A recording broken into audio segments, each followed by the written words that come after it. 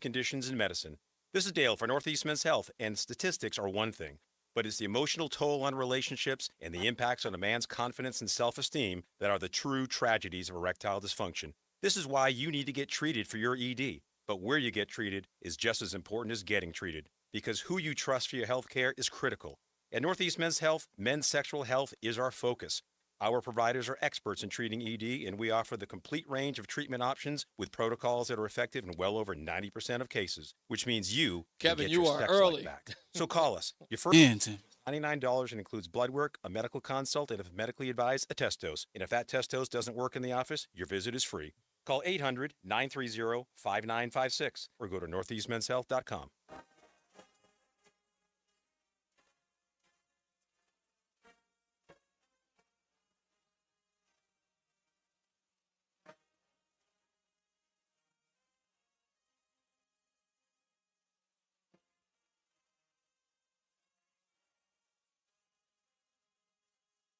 This is Reese on the Radio, filling in for Todd Feinberg on WTIC News Talk 1080. Mrs. Scott, I just now completed my first day in your school. The hair on the back of my neck is standing. Mrs. Scott, 7 of my students cannot recite the alphabet. 3 children cannot spell their names.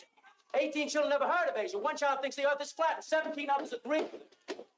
2 children don't know how old they are. 5 children don't know their birth dates. 4 children can't count to 10. The 4 oldest in the class think the Civil War was fought between the Germans and the Japanese. None of them know who Willie Mays or George Washington or Sidney Poitier is. Those kids don't know crap. Remember what I told you about colored children. They are slow. They need the whip. They understand the whip. We're off the old plantation, Mrs. Scott. And I'll be damned if you're going to turn me into an overseer.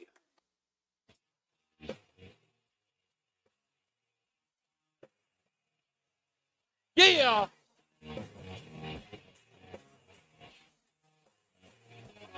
Those kids don't know crap. It's Reese on the Radio on News Talk 1080 WTIC on this October 3rd, 2024. News Talk 1080 WTIC. Your phone calls today, every day, is at 860-522-WTIC, 860-522-9842. Also, go to reasonotheradio.com so you can join the chat room if you want to opine on subjects related to today, or if you got something else that you wish to ask a question of your humble host. We're going to give away a T-shirt, of course, on that movie monologue. If you know the name of the film that comes from, we'll play it again. But if you know the name of that film, hell, I'll give you a bonus if you can name the actor from that monologue. I will give you a Reese on the Radio T-shirt. Just go to reasonotheradio.com. That's reasonotheradio.com so that you can give that. We got a little link for you right there. It just says if you know today's monologue, just click on that at reasonotheradio.com. And if you get it right, we will get you a T-shirt. I'll just give you a hint. The movie's from the 70s. You might be able to recognize the voice. But I love that movie, and I love that scene. That's one of my favorite scenes because it goes right into today's monologue. I saw this story about the Bristol Elementary School, an investigation that started in May where a principal was lying about tests that children were absent for and had needed to take a makeup test. Teachers actually ratted him out, and let's give them a round of applause. The teachers who ratted him out. Those kids didn't take those tests. But I think there's a problem, folks, and I think it's a problem that needs solving. Our kids are dumber than they ever were before. It's somebody's fault. It's somebody's fault that these children are dumb. I don't know why. Some of you probably want to blame, I don't know, the education system. Some of you want to blame poor parenting. But something's gone on. Folks, someone is responsible. But I got to give you the ultimate example of how stupid, I'm sorry, I cannot cut it any other way. I can't make it, I don't know, palpable for you. I can't season it for you. I can just tell you what it is. These kids are stupid. And some of them are treated like serious people. Let me give you an example. Did you see this today?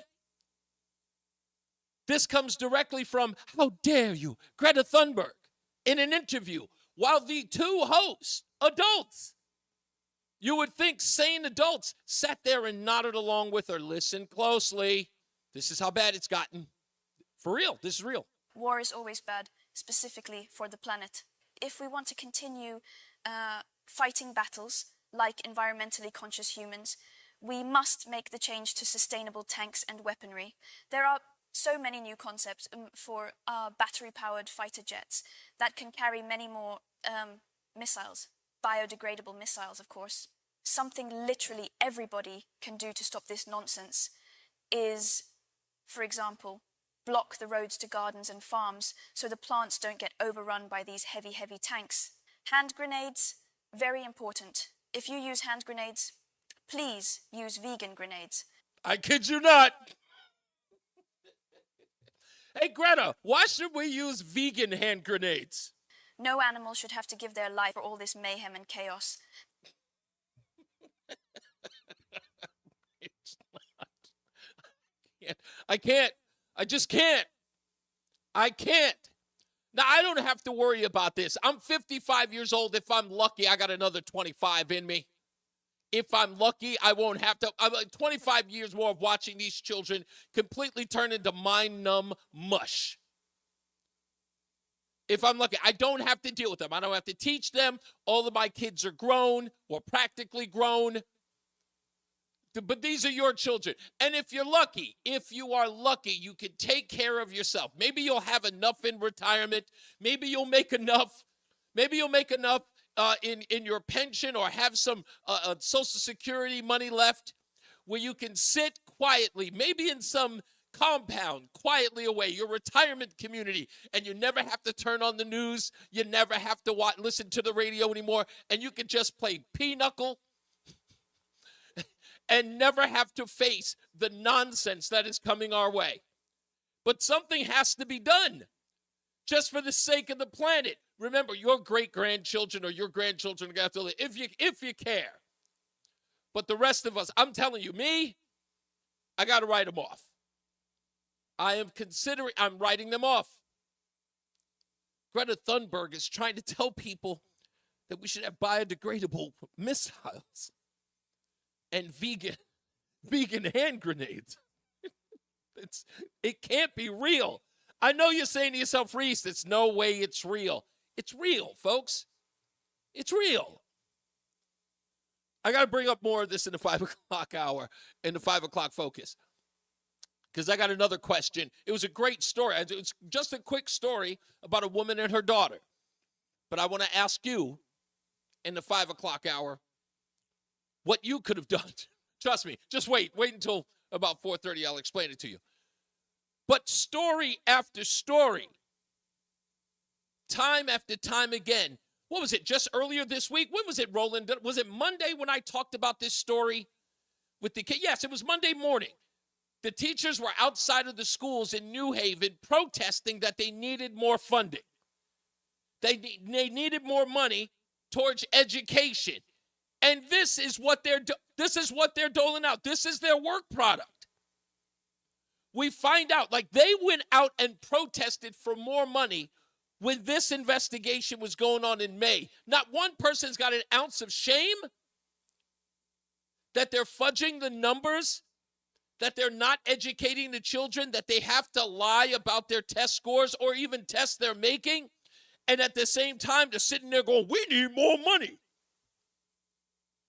I played that opening monologue because, again, this isn't something that just sprung up out of nowhere.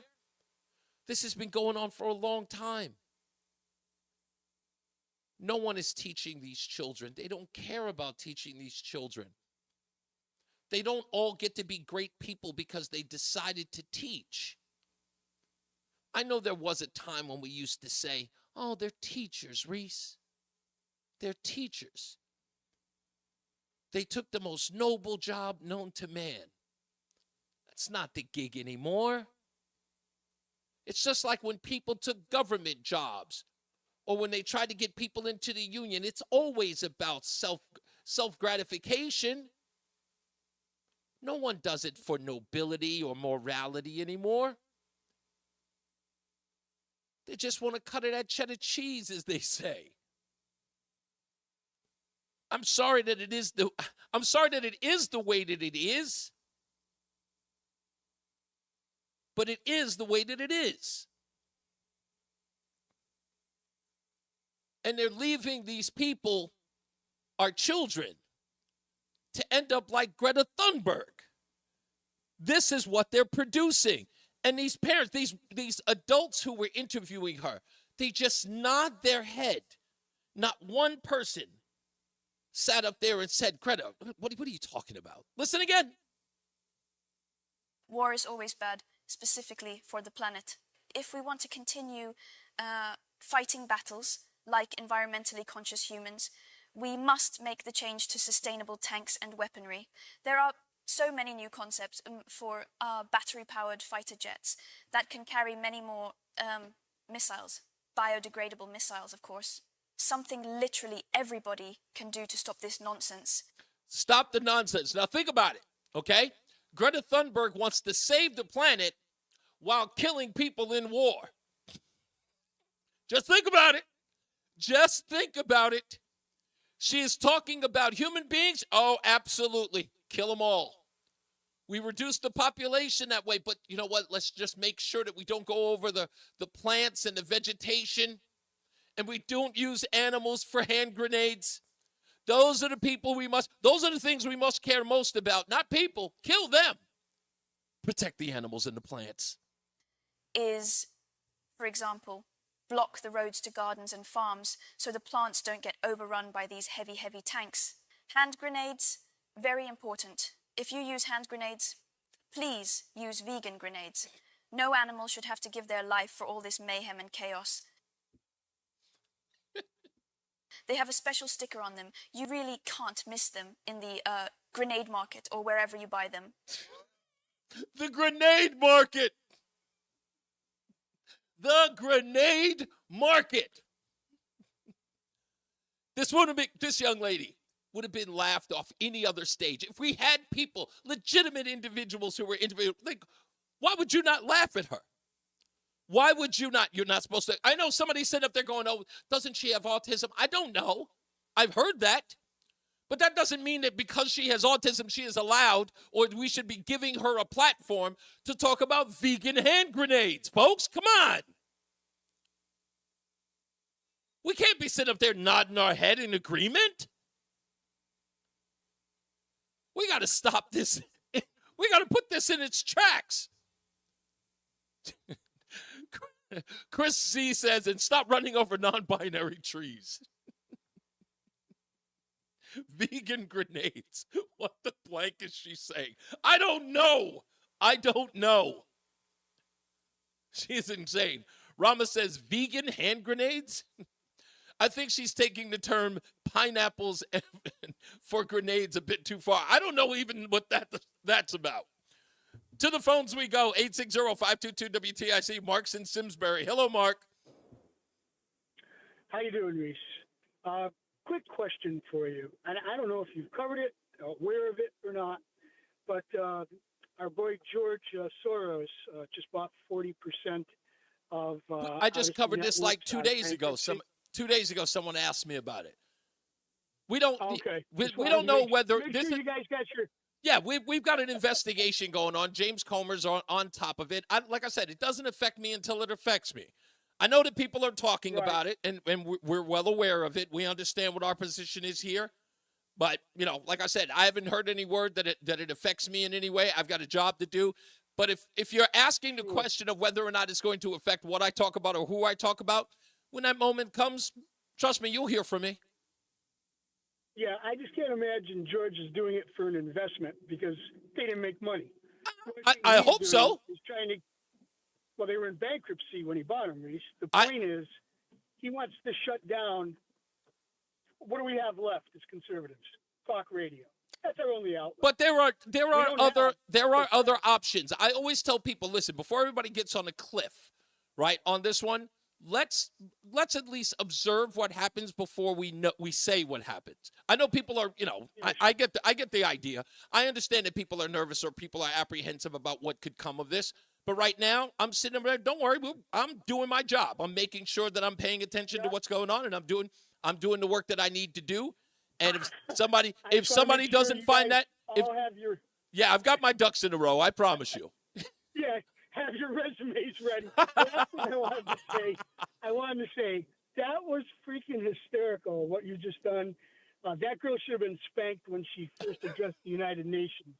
But having not done that, until the clip where she said, wherever you buy your grenade market, that has got to be AI.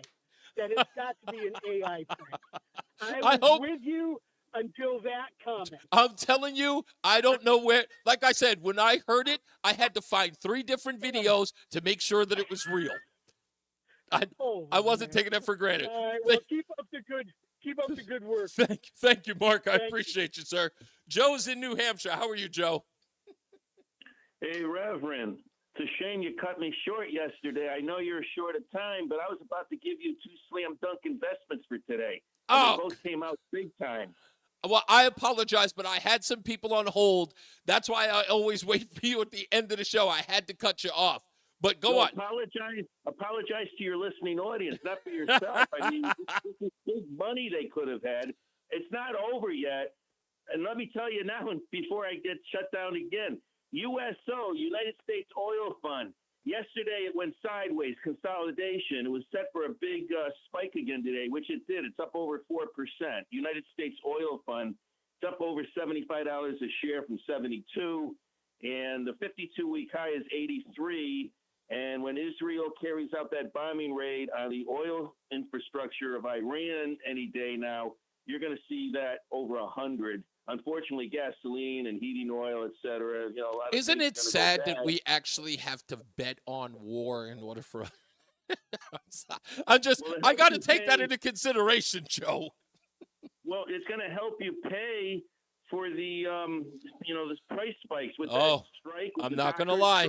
I'm not going to lie. You know what? One bad turn deserves another, as they say. Yeah.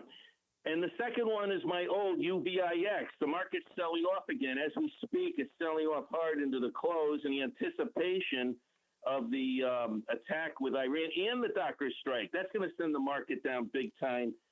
If they don't have it resolved by this weekend, the pain with higher prices and empty shelves will be I'm waiting for around next week. There've been runs at Walmart, Costco, and supermarkets all across the country, even yesterday. I'm waiting for Friday morning, but you're absolutely right. Let me move on, Joe. Thank you. I'm glad you got it in.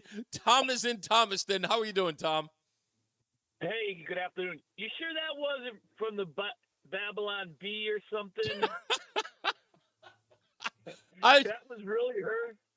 Listen to me. I checked several places, and it looks like it's real. Until I find out that it isn't, I gotta play it. I listened to it 3 times in 3 different places, and I said, "There's no way this is real." But I had to play it because, again, if it comes out to be fake, I'll take the L. I will take the L. Hey, even if it is fake, she probably believes everything she heard. Reese, do you remember the original Star Trek series where they had the episode where there's 2 different entities battling each other, and they just do it on computer, and then they send the people to be killed, so there's no more blood and battle and stuff? It reminded me of that. Oh, I totally don't know that one. Hold on. If Rama's a big Star Trek fan, so if you know which episode he's talking about, let me know. I thought you were talking about I Am Mud, but yeah, I definitely do remember something relative to that, but I just don't remember the episode that you're talking about. They play their war on computers, and then it's like a lottery. If you lose, if you get the number, you got to die when they do the simulation. Oh, she'd go for something just like that. Okay, look at Rama, right on point. He said the episode is called "A Taste of Armageddon." Okay. Okay. You Yeah, know, yeah. he is. Listen to me. Rama is the foremost Star Trek guy. So whenever I get a Star Trek thing wrong, he is on my butt. So he knows, and I don't mean that in a ditty way. So,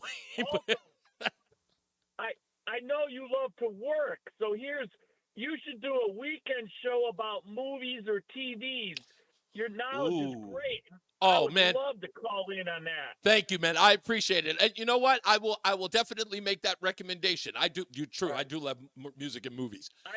I know who that actor is, and I'll just say I like his politics. Ah, no doubt. Okay, he gets the round of applause. There it goes. Thank you, Tom. Tom, we're going to take a break. Thank you, man. I appreciate the call. Let's go. Take a break. We'll come back. More news, more views. We got the Jim in Willington if he holds on. When we return, it's Reese on the Radio on News Talk 1080 WTIC. Eagle Rivet is the roofing company for commercial building owners. Eagle will inspect, repair, and maintain your commercial roofing system so you get the maximum life out of your roof. From small repairs to complete replacement, Eagle Rivet has roofing systems that will be best for your building. Most service calls are answered within 24 hours. Call Eagle Rivet Roof Service today at 860-953-1231, 860-953-1231, or visit them online at eaglerivet.com. Eagle Rivet is a proud sponsor of Rebuilding Together Hartford. There's a lot happening in Washington and in your local neighborhood. Chris, I got to read that on air. That one's perfect. Hi, I'm Joe with SimpleSaleUSA.com, and I buy houses cash. If you own a house and want to sell it fast at a fair price, call me at 203-896-4000. I can pay cash and close in as little as 7 days. I buy houses in any condition, any price range, and more importantly, anywhere in Connecticut. I'm a private real estate investor who buys several houses a month, and I want to buy more. I buy inherited houses, divorce houses, behind in payment houses. I even buy my tenant won't pay me the rent houses. Do you own a house that is trash and needs thousands of dollars in repairs? Great, because I love buying junk houses. I buy vacant houses, abandoned houses, condemned houses, and even foreclosure houses. If you own a house and want to sell it fast, call me at 203-896-4000. That's 203-896-4000. 203-896-4000. And now, a WTIC news update. Be right back. There's no news. 3:30, good afternoon. I'm John Silva, WTIC 1080 News. Partly sunny skies for the balance of the afternoon. Temperatures in the mid-70s. It is currently 72 right now in Hartford. We'll have the forecast details coming up from meteorologist Jason Caterina. Recall at Stu Leonard's. The grocery chain says it is pulling its chocolate chunk banana bread from store shelves because it contains walnuts, but is not declared on the label. 39 loaves were sold in the Danbury store. Stu's says anyone that has the product should discard it or can bring it back to the Danbury store for a refund. No one has been sickened. A suspect that prompted a shelter-in-place in Trumbull is now in custody. This morning, police issued the advisory for the Unity Road neighborhood as it was an active police scene. Advisory was lifted as of 1. So far, police have not released much in the way of details, including the ID of the suspect or what they're being charged with. New Haven is over $16 million in the black. Mayor Justin Elliker made the announcement this morning at City Hall after the Elm City closed the books on the 2023-24 fiscal year. Woman accused of phoning in a bogus report of a gunman inside East Hampton Middle School's in court today. Monica Smith facing charges. That report brought out a massive police presence who found a hysterical Smith outside the school when they arrived. It was one of several threats and phony reports that police had to answer this week. In the midst of the devastating destruction left by the deadliest hurricane to hit the U.S. mainland since Katrina, Human Connections are giving survivors hope in western North Carolina. That includes neighbors checking on neighbors in Asheville and daily in-person town meetings in the Black Mountain Square. In the meantime, the death toll has surpassed 200. Former Congresswoman Liz Cheney is campaigning with Vice President Harris in Wisconsin, the event designed to reach out to moderate voters. WTIC News Time, 3:32. Now the forecast. For the rest of the afternoon, the clouds will continue to give way to some sun. It'll be pleasant, the high of 75, a light breeze out of the south-southwest. Then tonight, partly cloudy. Watch for some areas of late-night fog forming, the low down to 53. Heading into Friday, watch those areas of morning fog. Otherwise, partly sunny. Gorgeous day to round out the week with a high of 75, a light breeze out of the south again. Saturday, pleasant with some clouds to kick off the weekend. Then sunshine, the high of 75. I'm meteorologist Jason Caterina in the WTIC Weather Center. All right, 72 cloudy skies in Hartford.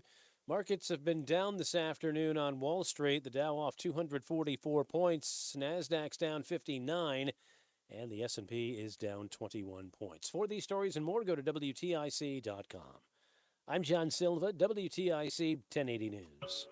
Technological advances speed all things up, including dental care.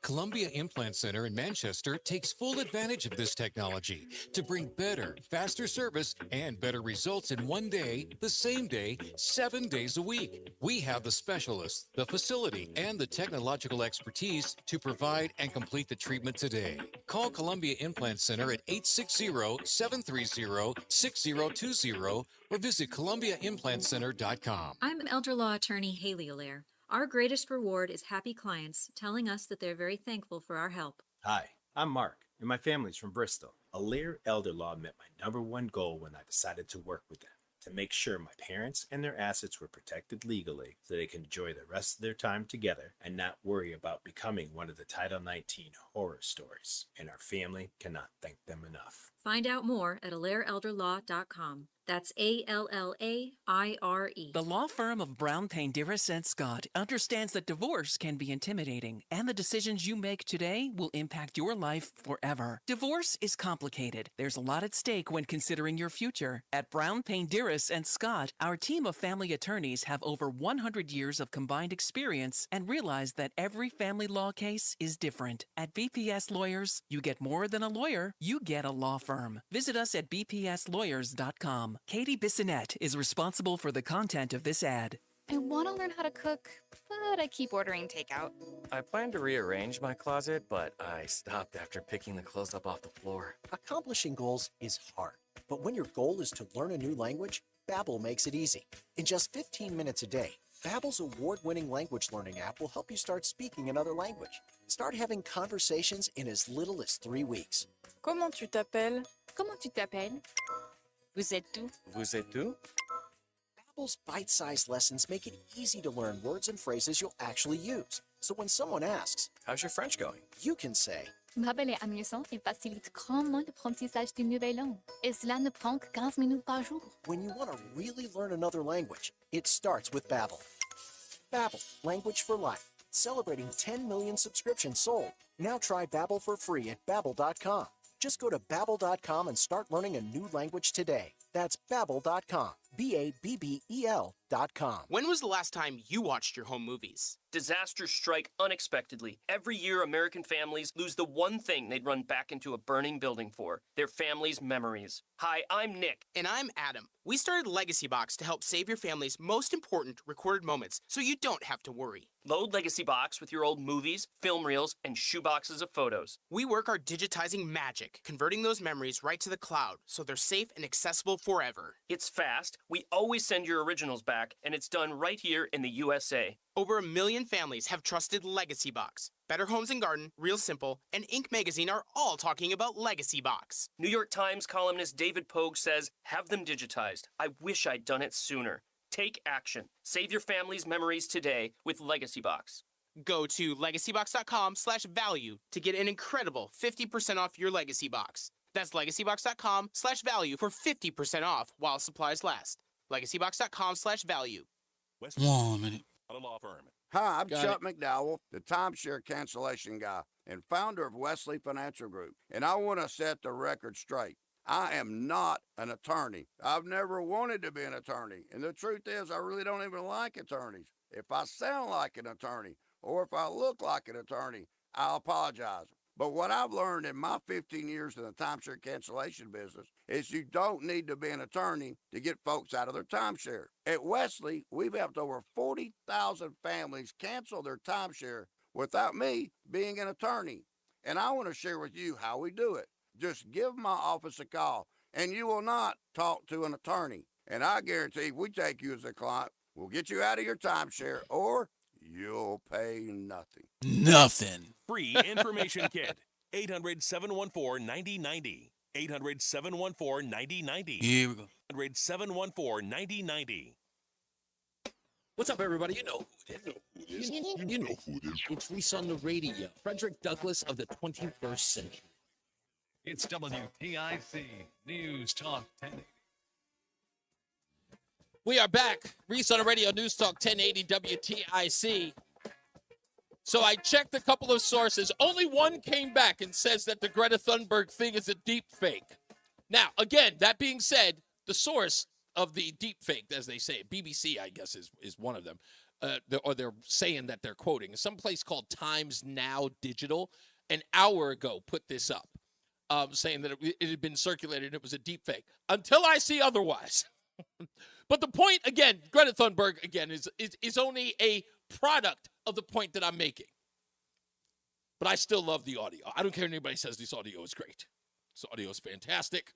Whoever did it is brilliant. And I said I would take the L. So I clearly got duped, but it's still great to listen to.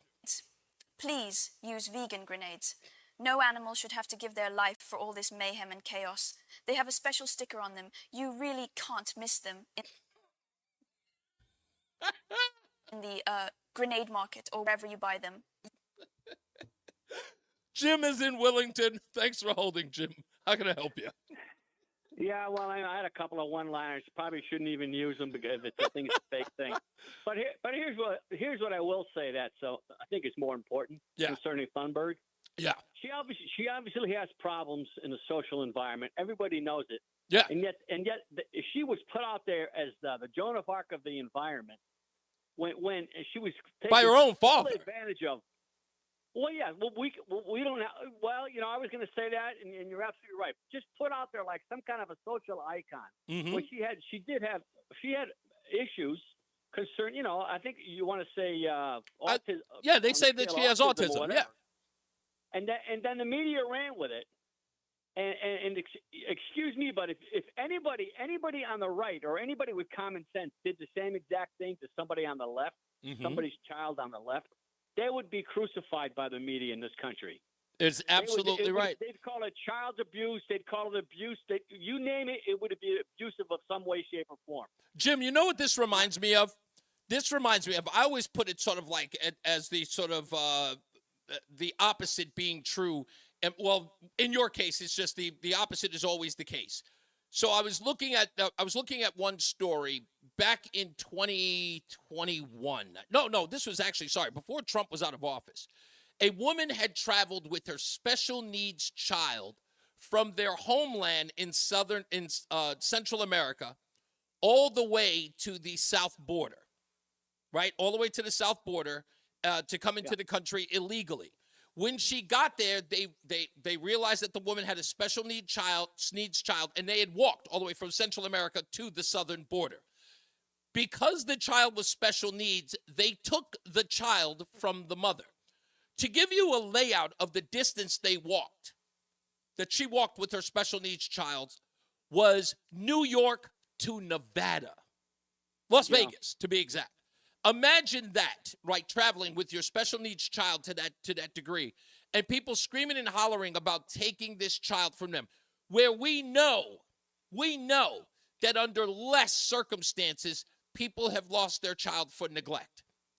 But people were outraged at this, that this woman would lose her special needs child after forcing that child to walk that kind of a distance on the rough terrain with all types of dangers getting there. And no one even thought that what she was doing was abusive to a special needs child. But, well, can I add something? Can I add something to that? Yeah, please. We have what, 325,000 missing children from over the border. Yep. Missing. Government can't tell you where they are. Previous to that, all we heard was about the separation of children by the Trump administration, by other administrations. That's all we ever heard. And yet nobody wants to talk about the 4 million children in this country, on average, who are separated from their parents because of a crime their parents committed. Indeed. Of some sort. Now, I'm not talking about mass murderers, but there are a bunch of other. You know what I mean? Yeah, drug-related crimes, alcohol-related crimes, neglect. Yes. They're all types of cases. And I remember when Tom Homan, the former head of the Border Patrol, said that to Alexandria Cortez, was talking about the separation of children. He says, if any parent ever commits a crime in the United States, an American citizen, I separate them from their parents all the time. Well, here's the latest crime our government has done against us, and I'll get off the line here. Our latest crime: we don't have enough money, according to Mayorkas, to take care of people who are ravaged by hurricanes, high winds, and floods. Got that article coming up. Yeah, you're right. There is no problem funding people who don't belong in this country in the way they came in. I'm not saying they don't belong here legally, but the way they came in illegally. No problem funding everything they need to get them going. Sure There did. is no problem with that money. You're absolutely right. Yeah, you can't get a FEMA trailer in North Carolina. It's still not in there. Yep. Not one. And it's a mess. I'll get into the details of that because the story gets even deeper than that. But thank you, Jim. Yes, sir. Matt's in Bristol. How are you doing, Matt? Hello, Mr. Hopkins. What's up, buddy? So I'd like to say, when you're buying a tank, make sure, I don't care if you're killing people, but they have chipmunk detection systems on these now. It's clearly marked on the sticker. So you're not running over any chipmunks on the way to kill people. And that's important. You need chipmunk detectors on these tanks now just to make sure that they're not Clearly harmed. marked at the tank store. Yes, it's clearly marked. No, actually, it's funny. I was calling about Greta because if that's really her, I don't know. No, it's a deep fake. According to reports, it's a deep fake, but nonetheless, it's funny as hell. Okay. Because all I was going to say is, didn't she get caught destroying priceless works of art? Like, I would think after that, she's done. No, actually, what she's turned her ire towards is Israel. She has found another villain other than the environment. Now Israel is her new villain. So, you think that her parents would have at least taken her off the sort of the campaign trail for climate change and just tuck her away somewhere until it becomes relevant. But no, she's joined a new cause, and that is condemning Jews. Okay, because I know she was in a museum. They had a protest, and they destroyed artwork. Yeah, that was, yes. Spray painting them or doing something to them. Yeah, she was not one of those people. However, one of the girls did look similar to her, but that wasn't her. Oh, okay. I was about to say, I would have thought she was in prison for that. Oh, no. She's been arrested at certain, climate protests, and some of them have even been staged. So, with photographers and the whole 9 yards, she is trying to martyr herself and make herself of a celebrity for climate change. The whole thing's a sham. Okay, well, thanks for the entertainment, because I really thought that was. Oh, real. no, so did I, but it was worth every bit of it. I don't care if I get the L on it. It was worth every bit. Thank you, man. Hey, Joe's in Simsbury. How are you, sir? Hi there. So Jim, excuse me, stole a little bit of what I was not stole. He got it first. But so one of the topics I wanted to talk about, but let me just start off with saying that, because you were talking at the beginning about how smart kids are and how smart kids are not today. Or lack thereof, yes. And I feel very strongly that kids are not as smart today.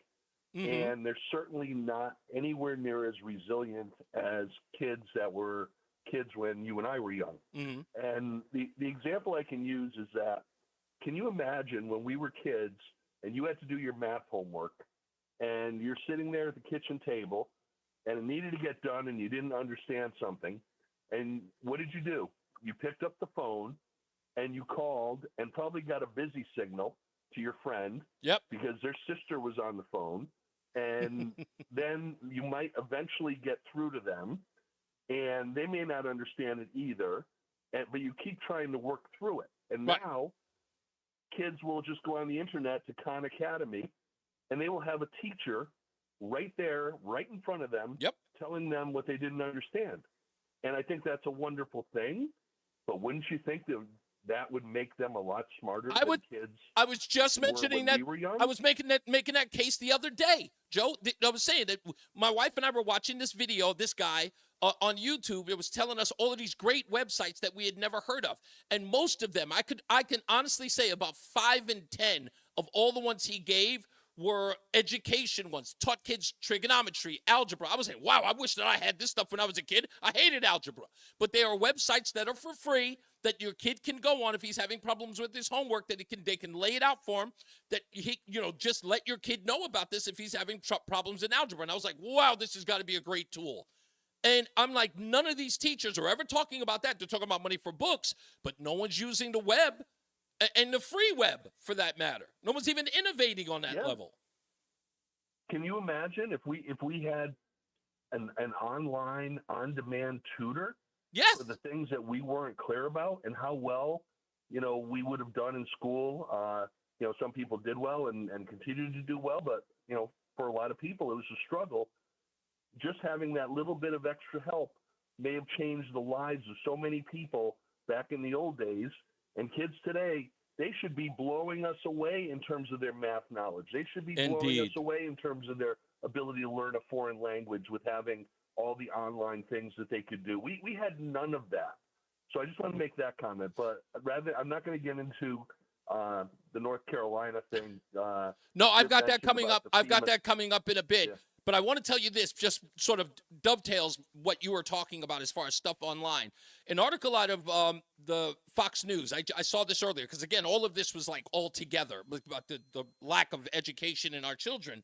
But this story out of Fox News by Lindsay Kornack, this one blew my mind. Headline, elite colleges shocked to discover students don't know how to read books. And some of the schools that are listed in here, Joe, the schools that they're listed that the teacher said that they were shocked, check out the names: Columbia, Georgetown, Stanford.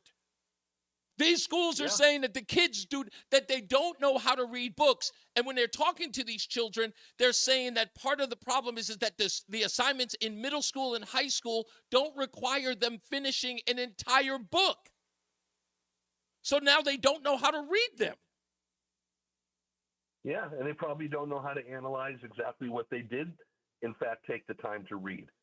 It's unbelievable. But I'll just finish with this comment: is we all know these signs that people put up on their lawns. Mm-hmm. Hate has no home here. Yeah. I think it's time that we came up with a sign that we just add, without their permission, of course, add this sign to their lawn that says, hate has no home here, nor does intelligence or common sense. Because if you can look at what's going on in North Carolina and not see what the government is doing right now to these poor people, and you're still going to support the people who are doing this, you really have no intelligence or common sense. There is no dispute. That's right. It's a blank check. Settled science. As Greta would say, that's settled science. Right. It's settled. Listen, to them, they believe that if you elect these people again, you are giving them license to do more. Because trust me, it's not about you want more of this. It's to go further down that road and do worse. Because it's saying, hey, you giving them license to. And I wouldn't trust them. Once you tell them that it's okay, they go further. Yeah, give them an inch, they take a mile, as my mom used to say. Thank you, Joe. I appreciate you, sir. Let's take another break. When we come back, more news, more views. I've got this audio. I got to tell you that Jim just gave us a little bit about the FEMA money. It is incredible to hear, but we'll play it when we return. It's Reese on the Radio on NewsTalk 1080 WTIC. Hi, Joel Johnson here with Johnson Brunetti. Hey, retirement income. Are you sure that you're maximizing your retirement income? Get the retirement income checklist from us, absolutely free. Text the word checklist to 1-800-705-1232. Again, call or text the word checklist to 1-800-705-1232. A checklist to maximize your retirement income. Investment advisory services offered through JB Capital, LLC, a registered investment advisor. Insurance products offered through JN Financial, LLC. It's not just about watching the game. It's about betting on it. I'm Mike Valeni, and on Catch the Ticket, Jim Costa and I break down every college football and NFL matchup like it's the last game we're ever going to watch. From the best bets to the sneaky underdogs, and of course, as my co-host likes to say, the value. And the one thing we're not going to do is pretend we're professionals. We have fun with it. It's an entertainment product, and it makes watching games a hell of a lot of fun. So Catch the Ticket, follow it in the free Odyssey app or wherever you get your podcasts. Hey, it's Matt, your leaf filter trusted pro. Gutters are an often neglected part of the home. They're also one of the most important. Clogged, overflowing gutters can cause serious problems like foundation damage or basement flooding, which can cost thousands of dollars to fix. Let's face it, cleaning gutters yourself is not only a hassle, it can be dangerous. But when you get Leaf Filter, you'll never have to worry about cleaning clogged gutters again. Get started today by visiting leaffilter.com/rain to schedule your free inspection. If you decide to move forward, we'll professionally clean, realign, and seal your gutters before installing our patented stainless steel micro mesh system. Leaf Filter keeps out everything but the water. And it's backed by a lifetime transferable no clogs warranty. So you're protected for good. We're in your neighborhood and ready to help. Visit Leaf Filter today for a free inspection and estimate, and you could save up to 30%. Visit leaffilter.com/rain. That's leaffilter.com/rain. Warning, the following radio spot you are about to hear is going to be filled with F words. When you're hiring, we at ZipRecruiter know you can feel frustrated, forlorn even, like your efforts are futile, and you can spend a fortune trying to find fabulous people, only to get flooded with candidates who are just fine. Fortunately, ZipRecruiter figured out how to fix all of that. And right now, you can try ZipRecruiter for free at ZipRecruiter.com/radio. With ZipRecruiter, you can forget your frustrations because we find the right people for your roles fast, which is our absolute favorite F word. In fact, 4 out of 5 employers who post on ZipRecruiter get a quality candidate within the first day. Fantastic. So, whether you need to hire 4, 40, or 400 people, Man, Tim. first-rate talent. Just go to ZipRecruiter.com/radio to try ZipRecruiter for free. Don't forget, that's ZipRecruiter.com/radio. Finally, that's ZipRecruiter.com/radio. You're listening to Reese on the Radio, filling in today for Todd Feinberg on WTIC News Talk 1080. Stay locked in. Reese on the Radio is on WTIC News Talk 1080. Our first check of the drive home traffic coming up on this edition of Reese on the Radio. Listen to this. Also, this just in, some breaking news. We just learned now, U.S. Homeland Security Secretary Alejandro Mayorkas says FEMA does not have the funds to make it through hurricane season. So this is a disaster. Hundreds of people are missing at this hour. More than 160 are confirmed dead. And now we're just learning from this administration that FEMA needs more money, something we hadn't heard from Administrator Deanne Criswell or Vice President Kamala Harris when she tweeted out a picture of herself at FEMA headquarters. She'll be speaking in Georgia today, 2 days after Donald Trump was already on the ground in Valdosta. So we'll see if Biden, who is also going to South Carolina, addresses this. But just right now, U.S. Homeland Security Secretary is saying FEMA does not have the funds to make it through hurricane season. Yeah, and the scary part about that is, of course, is the fact that everything that we've heard leading up to this tragedy is all of the reports that we saw on TikTok. People were putting them on Instagram. People reporting illegals who had come into the country, people using EBT cards. And the interesting, if you haven't seen them, folks, just ask around. Ask your friends to show you the videos. Like, I haven't seen it. You have to see them. There are storekeepers who were outraged, who were on TikTok saying, this guy just walked in. I know that he's a migrant. He just bought some food here.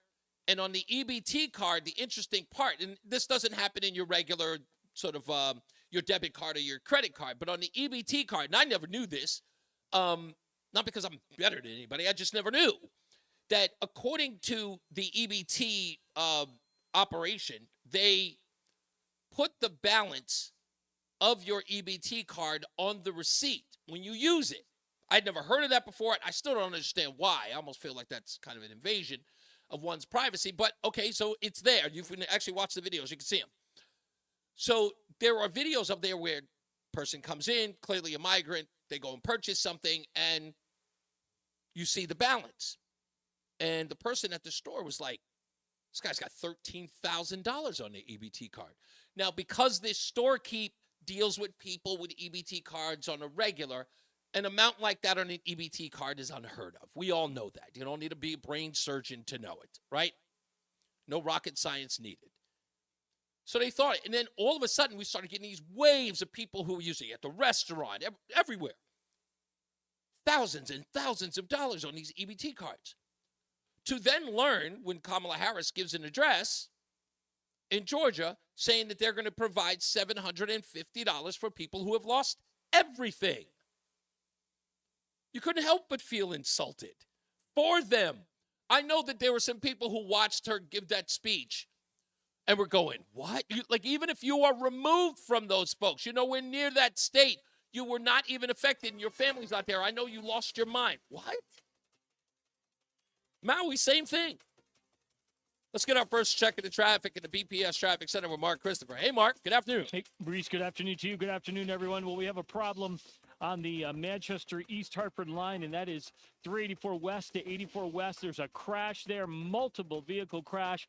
Both through lanes are blocked, 384 West to 84 West. So you're going to have to swing into the shoulder there to get around that to the left. So that's a messy situation right now. So you've got delays 84 westbound as you approach the 384 on-ramp. Also, 384 westbound is tight as you merge onto 84 West. So use caution going through there. Once you get around that, you've got delays again approaching the Bulkley Bridge out to 47 Sigourney, 84 eastbound delays, 44 Prospect Oakwood into the tunnel. 91 southbound, you'll see slow traffic 37 down to 36, again 34 down to 32 A and B, and another bump down by exit 28. Northbound 91, you've got some slow traffic now in Rocky Hill up into Weathersfield, 24 up to 25, 26. 291, 384 moving well east of the river. If you are traveling into Middletown right now, 9 northbound slowing 22 to the Aragoni. 84 eastbound Waterbury slows 17 to the Mixmaster. Westbound 84 is tied up. Approaching 26 in Cheshire, it's sluggish right up to 22 as you head into the Mixmaster. 84 eastbound slowing 3 to 5 in Danbury. 84 eastbound Newtown slowing 10 to 11. South 95 in New Haven, type 48 down to 44 in New Haven. Traffic and weather together on the 8th WTIC News Talk 1080. Is thinning hair or a receding hairline making you self-conscious? Try Hair Grow from New Nordic. Stop feeling embarrassed about thinning hair and start feeling your best with Hair Grow. Available online at Amazon, Walmart.com, and NewNordicUSA.com. WTIC weather. For the rest of the afternoon, the clouds will continue to give way to some sun. It'll be pleasant with the high of 75, a light breeze out of the south-southwest. Tonight, under partly cloudy skies, comfortable with the low down to 53. In some areas, a late-night fog forming. That'll linger into our Friday morning commute. Otherwise, partly sunny and a beautiful day to round out the week, the high of 75. Then a gorgeous start to the weekend Saturday, pleasant with some clouds, then sunshine, the high 75 again. I'm meteorologist Jason Caterina in the WTIC Weather Center. WTIC is 99 and throwing a year-long celebration to 100 years on the air. This is WTIC and WTIC FM HD2 Hartford. Always live on the free Odyssey app. It's 4 o'clock. Good afternoon. I'm John Silva, WTIC 1080 News. State police, that is, say a Woodbury police officer was assaulted during a traffic stop earlier today. Around 1:30, the officer assigned to the Woodbury resident state trooper's office was conducting a traffic stop on North Main Street in town when the officer was injured, allegedly by the operator of the vehicle that was stopped. Police officer was taken to an area hospital for treatment. There's no word on their condition. Troopers say the suspect has been arrested and there is no threat to the public. President Biden is touring areas of Georgia and Florida torn apart by Hurricane Helene.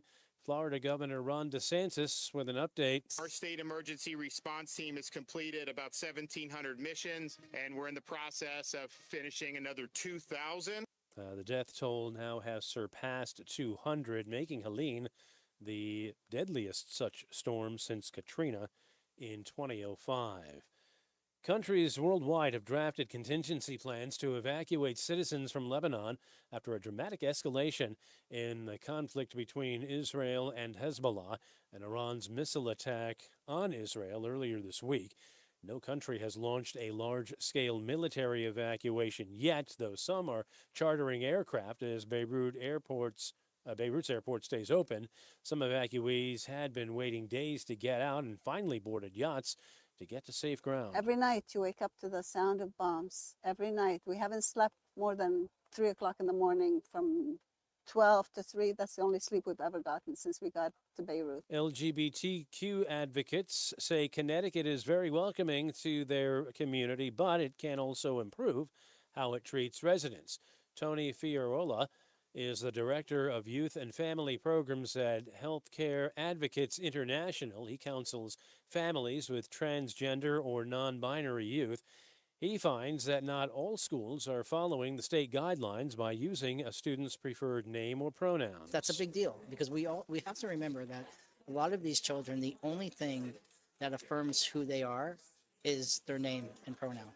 So that alone can actually make them feel like they're moving forward in life, and it can really save them emotionally. Verrillo says families he's working with are concerned about next month's election, fearing a win by former President Trump could result in national backlash against their children. Recall at Stu Leonard's. The grocery chain says it's pulling its chocolate chunk banana bread off the shelves. This after walnuts were found in the product but not detailed on the label. About 39 loaves were sold in the Danbury store only. No one has been sickened. Stu's says you can either discard the product or bring it back to the Danbury store for a refund. New Haven announcing a surplus for the previous fiscal year. The Elm City closed the books on the FY24 budget year this week with a $16.4 million surplus. Mayor Justin Elicker. The budget surplus was driven by a combination of some additional revenues that we saw and some reduction in expenses. He says they had money left over from the American Rescue Plan funding. Elicker says the surplus will be used to fund school projects and will also be put into the city's rainy day fund. The closing bell report sponsored by Bouvier Insurance. Dow down 184 points, NASDAQ down 6, S&P down 9 points. For these stories and more, go to WTIC.com. I'm John Silva, WTIC 1080 News. Take a moment and think of one thing you really recently, but you didn't because your foot, leg, or back pain got in the way. Hi, this is Mike with the Good Feet Store. Well, you're not alone. We hear it all the time. Folks are fed up with living with pain that's keeping them from doing what they love, and they look to us at the Good Feet Store for a solution. And that's why we're here, to help get you back out there. Good Feet arch supports, which you can only get at the Good Feet Store, are designed to alleviate and even eliminate foot, knee, hip, and back pain. Plus, they provide improved balance, more comfort, and, well, just a better life. We'd like to help you turn your pain into possibilities with a free fitting at the Good Feet Store. You'll be personally fit by an arch support specialist, and you'll get to walk around and see how Good Feet arch supports feel. Then you can decide if they're right for you. For over 30 years, the Good Feet Store has been helping people get back to doing the things they love without their feet getting in the way. Stop in today at the Good Feet Store in Avon, across. All right, here we go. Or visit goodfeet.com. You're listening to Reese on the Radio, filling in today for Todd Feinberg on WTIC News Talk 1080. I get wrapped up in everything, and I'm not even paying attention. We're back. The stupidest thing that I've read today. You got to go to reasoontheradio.com in order to read it. Some of you go immediately. It posts immediately at the beginning of the show at 3 o'clock. I know you guys like going to check it out. But I need to stop myself from breaking my own arm, patting myself on the back. I am patting myself on the back right now. Why? Why am I patting myself on the back? Because the stupidest thing that I read today was based upon the 5 o'clock focus yesterday. And people said, oh, it doesn't matter, Reese. Oh, it doesn't matter, Reese. Sure, it doesn't matter. The stupidest thing that I read today comes from Politico. It's a Politico article. And I've got to go here because I didn't have it in front of me. Here it is. Politico headline. And you can go to ReeseOnTheRadio.com to go find it. Yes, J.D. Vance's beard matters. Here's why. I kid you not. I kid you not. I said it yesterday. I said when I watched the debate, I thought that he was fantastic, but something just, I don't know why, and I said it was superficial. I don't know why I was paying attention to it. It just did. It just, for some odd reason, it clicked. Is it okay for a politician, vice presidential candidate, to have a beard? And you guys thought it's like everybody laughed at me. Even my very own producer, Roland, said to me, you're focusing on the wrong things. But there it is. Politico. And we're not talking, that's not some throwaway news rag. People read Political. Yeah, Kevin says they're stealing your work. I feel like they are. It's either I'm this astute or they've been plucking my brain. But yeah, you can read the article. Go to ReeseOnTheRadio.com, and the stupidest thing that I wrote that I read today. Here's the first paragraph. Beards are seemingly ubiquitous in pop culture and in public life. From sports stars to country singers to Hollywood actors, facial hair has made a noticeable comeback in the recent years, except in politics. I knew it. I knew somebody was going to make a big deal out of it. And they turned around and they said, Mark Christopher in the BPS Traffic Center, Politico wrote an article about the same thing I asked you yesterday about facial hair. They said that J.D. Vance's beard is menacing. Wow. Can you believe that? There's stuff living in that beard. We don't know what's going on in there. It was crazy. And it turns out that they wrote it the morning of that I don't read Politico, but right. I woke up today and I was just saying, hey, I wonder if anybody's talking about his beard. And the article was right there. Wow. Yeah, crazy. You have the pulse on these things, Reese. No question about that. You know what? Like I said, my wife said it too. She goes, you almost seem clairvoyant. I'm like, I don't know. Maybe I'm just paying attention too closely. I don't know. But maybe you got to work for one of those psychic networks. That's right. You know what? California Psychics. You know, they are a sponsor here. Exactly. Yeah.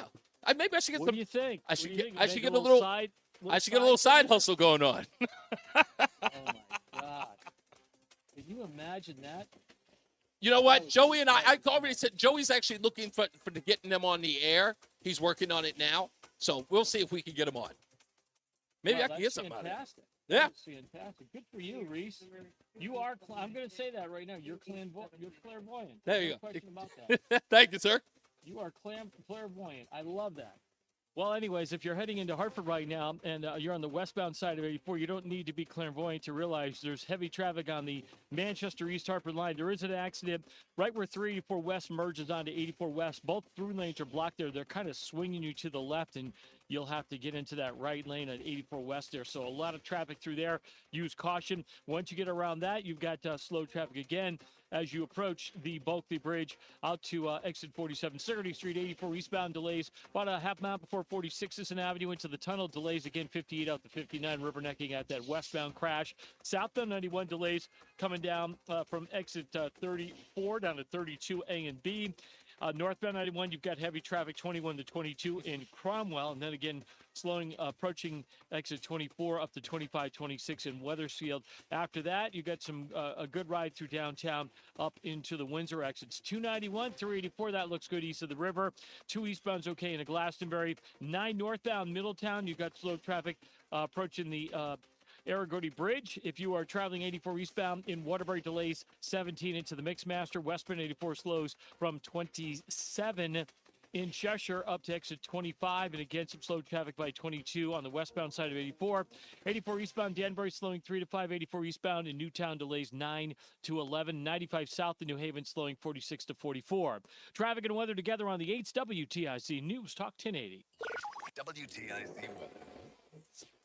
All right, as we head through the rest of the afternoon and into the evening, partly sunny to partly cloudy skies. Areas of late night fog forming overnight. Comfortable, though, the low down to 53. Watch for some areas of fog for our morning commute. Otherwise, a partly sunny and gorgeous day heading into the weekend as a big sprawling area of high pressure hangs out the high of 75 Friday. Saturday, pleasant day, some clouds to start, then sunshine, the high back to 75. Mostly sunny, comfortable Sunday, the high of 70. Monday, you'll want to take your umbrella with you when you head out. A couple of morning showers, otherwise sun, some clouds, the high 67. Mostly sunny, cooler Tuesday, the high of 65. Currently, it is 72 in Meriden, Waterbury, 69, 73 in Hartford. I'm meteorologist Jason Caterina in the WTIC Weather Center. Start your day with all the latest sports information. Matt Soroyce has updates from the Cordell & Cordell Sports Desk at 15 and 45 past every hour. Only on WTIC News Talk 1080. ProHealth Physicians has proudly been keeping Connecticut healthy for nearly 25 years. ProHealth accepts Husky Medicaid, Medicare, TRICARE, and most major insurances. For trusted local care for your whole family, call 1-855-CT-MD-411 or visit ProHealthMD.com. Wesley Financial Group is not a law firm. Hi, I'm Chuck McDowell, the timeshare cancellation guy and founder of Wesley Financial Group, and I want to set the record straight. I am not an attorney. I've never wanted to be an attorney. And the truth is, I really don't even like attorneys. If I sound like an attorney or if I look like an attorney, I'll apologize. But what I've learned in my 15 years in the timeshare cancellation business is you don't need to be an attorney to get folks out of their timeshare. At Wesley, we've helped over 40,000 families cancel their timeshare without me being an attorney.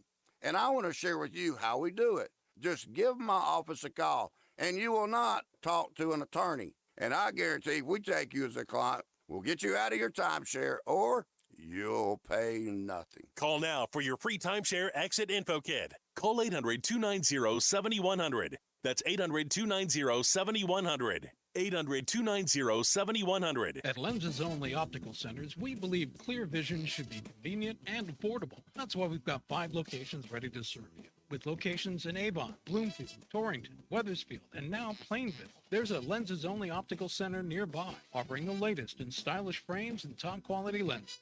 Our experienced team is dedicated to helping you find the perfect look and the perfect fit, with personalized service every step of the way. 5 locations, 1 mission, your vision. Visit the Lenses Only Optical Center today. Do you owe $10,000 or more? Whoa, a minute. Personal loans? With credit card debt at all-time highs, Debt Relief Advocates is urgently notifying consumers of debt relief now being made available, designed to aid consumers with out-of-control credit card debt. Those who qualify and enroll for this relief program will only have to pay back a fraction of what they owe. This is not bankruptcy or a debt consolidation loan. This is a relief program that credit card companies would rather you not know about, as it ends your debt nightmare and saves you lots of money. Consumers owing at least $10,000 in credit card debt or personal loans can now take advantage of this debt relief as the cost of living skyrockets. Debt Relief Advocates has established a relief hotline for you to call to learn what debt reduction you may qualify for, so don't wait. For this free, call the relief hotline at 800-525-8448. 800-525-8448. 800-525-8448. It's Reese on the radio. And don't say we didn't warn you on News Talk 1080 WTIC. Not gonna lie, one of my liked Tupac records. Yeah. It's a high beat. I kind of like this record. Reese on the radio, News Talk 1080 WTIC. I'd like to make a plight. I'd like to extend an olive branch to Liberals, Democrats, leftists. Hear me out. I just want to let you know that I feel your pain. Now, if you're one of those people, Liberal, Democrat, or leftist, what pain, Reese? What are you talking about? I don't feel any pain. Sure you do. Absolutely. I know this because I've been down this road. You're in an abusive relationship with your political party. You are. Some people, they know it. Some people, they pretend that it isn't true, but they do. They are in an abusive relationship with them. You see, everyone else in the world who they have no time for, they nitpick at everything that they do. Like if they're a friend, an associate, a coworker, if they do something to you that your significant other does, exactly, you will not be so forgiving to your friend, coworker, colleague as you would be to your significant other when they do the same thing. Why? Because you're in a relationship with them, a committed relationship to them, which you will never leave. What do I mean by that? Well, let's say your significant other lies to you all the time. And you know they're lying. And you pretend that the lie doesn't mean anything, even when they're stone cold busted, because you know what? You can't leave them. Like, why would you? Where would you go? They always tell you it's an all or nothing. It's a this or that. There are no gray areas.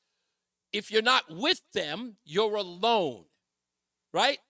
There's no someone. You're codependent. That's what the relationship is with the Democrat Party, right? So you can't leave the Democrat Party or leave the left, because if you don't, the only alternative to you that you see is you have to end up on the right. You can't just be, anonymous or just be by yourself. You have to be a part of that relationship. It's who you are. It's who people see you. You wear it as a badge of honor, no matter how much the abuse is. Doesn't matter what the abuse is. Doesn't matter if it costs you your life. Doesn't matter if it costs you your well-being, financially, whatever. You must stay with them. And I understand that. I've been there before. My first marriage. It was an abusive relationship in the sense that she was playing both sides of the fence. She was pretending that she was dedicated to me, but her parents were not all that keen on her being married to me. There were some racial issues. Let's just leave it at that. I'll be happy to tell you one day. It's a great story. But she was trying to play both sides. But I wouldn't just leave the relationship because, again, my pride. I'm married now. I can't just go. I can't just leave. What would I be saying about myself if I were to leave my first wife? I had to put up with it. This is the relationship that liberals have with the Democrat Party. And I thought last night that Scott Jennings articulated it so well when talking about how people feel about Donald Trump and his lies. But pay no attention to the lies that come out of the party that they're a part of. They are willing to take the abuse. They are willing to take the lies. They are willing to be deceived because they have to. Otherwise, they don't identify as anything.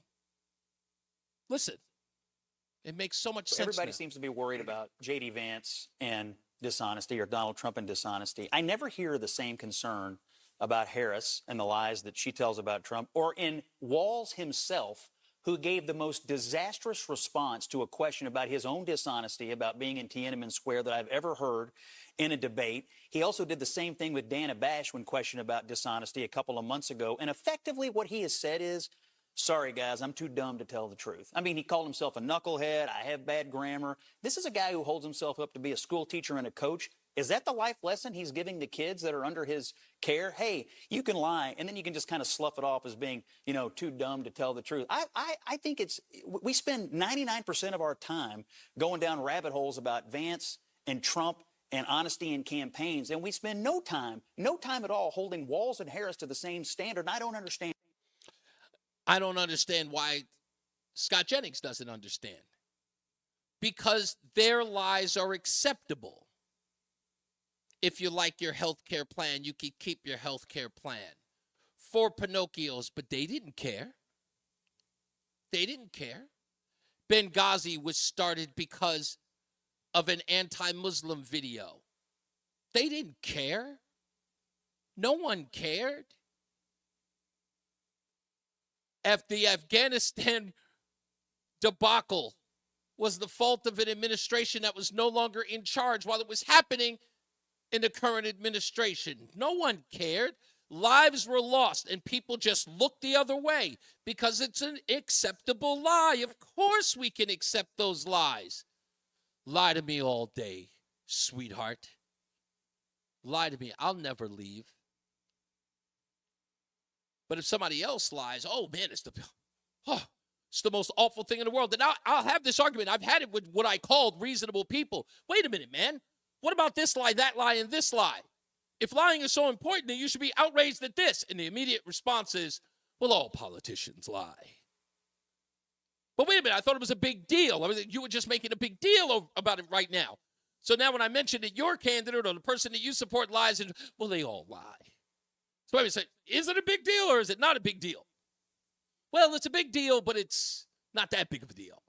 Then why are you making a big deal out of it? Well, it's because it's your guy. Here, I have to accept these lies. I have to cozy up to them. I have to hug them and love them. And if I keep loving them, maybe one day they'll tell me the truth. Tom is in Bristol. How you doing, Tom? What's going on? Good, Reese. Thank you for taking my call. Yeah, very interesting point that you were making.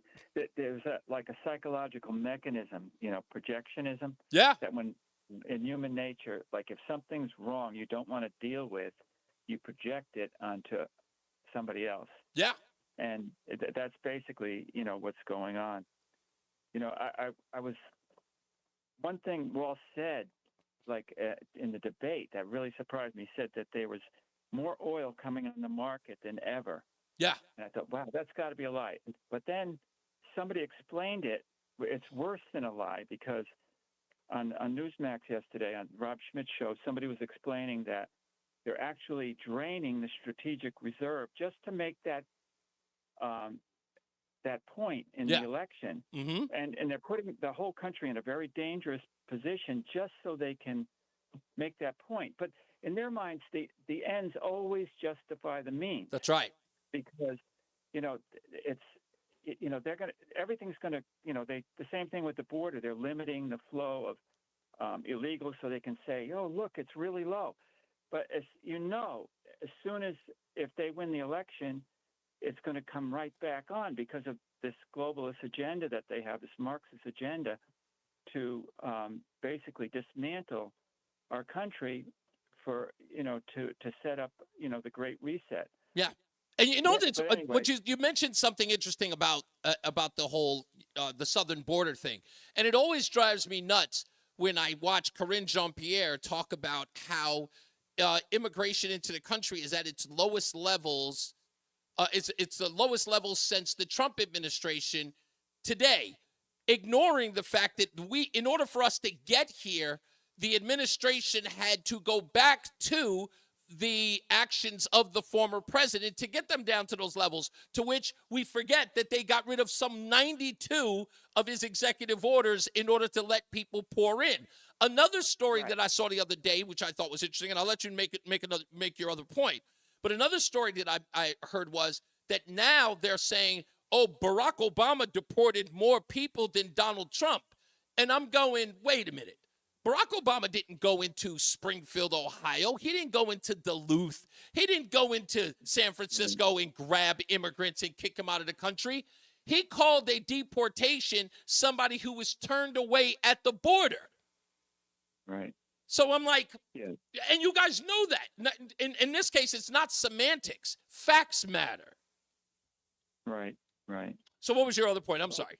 Well, I just wanted to mention something, if it's all right. I want to tell about an event that's happening at the Capitol building on next Wednesday on the 9th. Yeah, what's this about?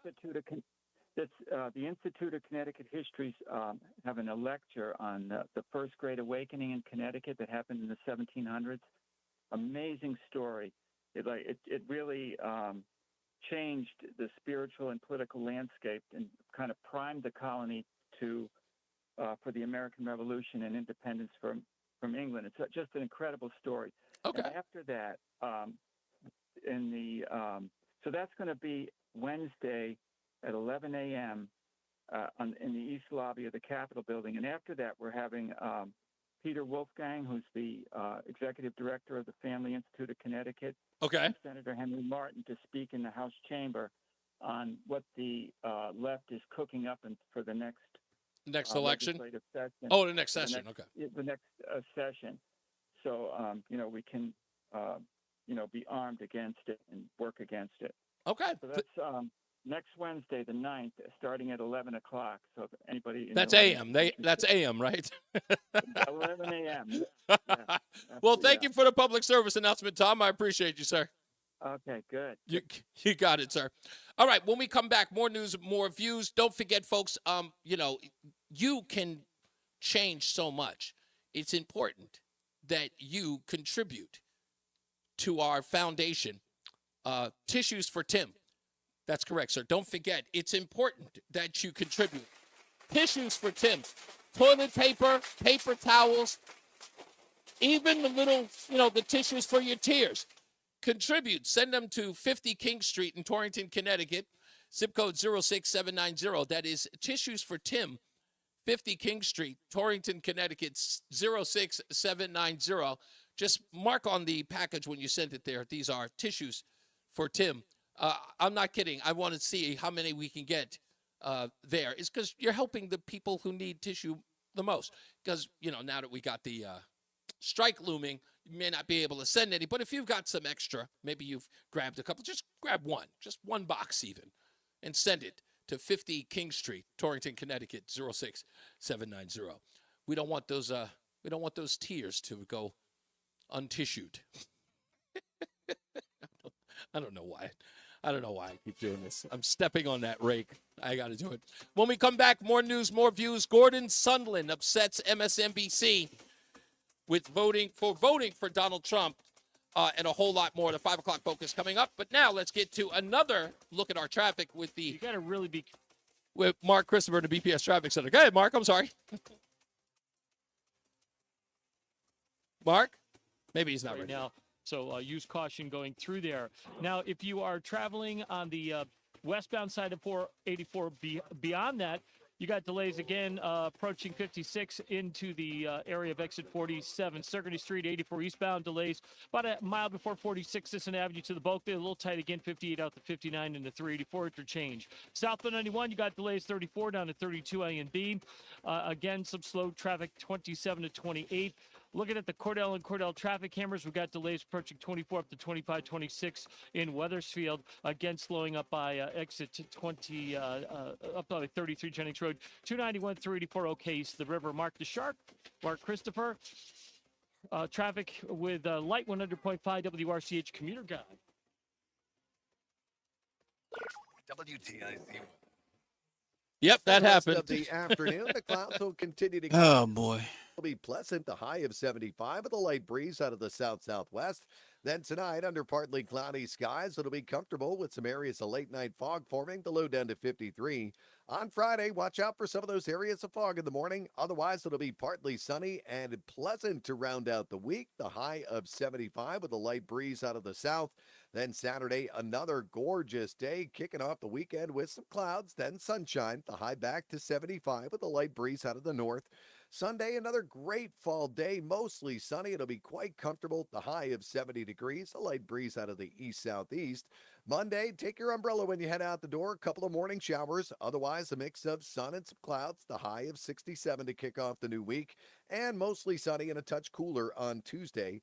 The high of 65. I'm meteorologist Jason Caterina in the WTIC Weather Center.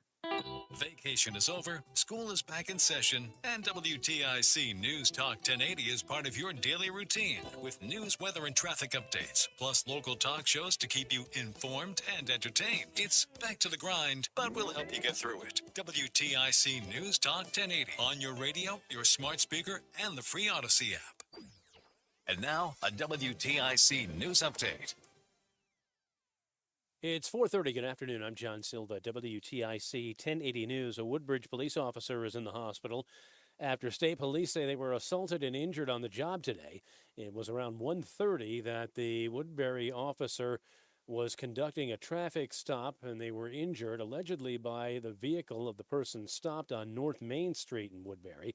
That person is now in custody. State police expect to have more details at a news conference around 5 this evening.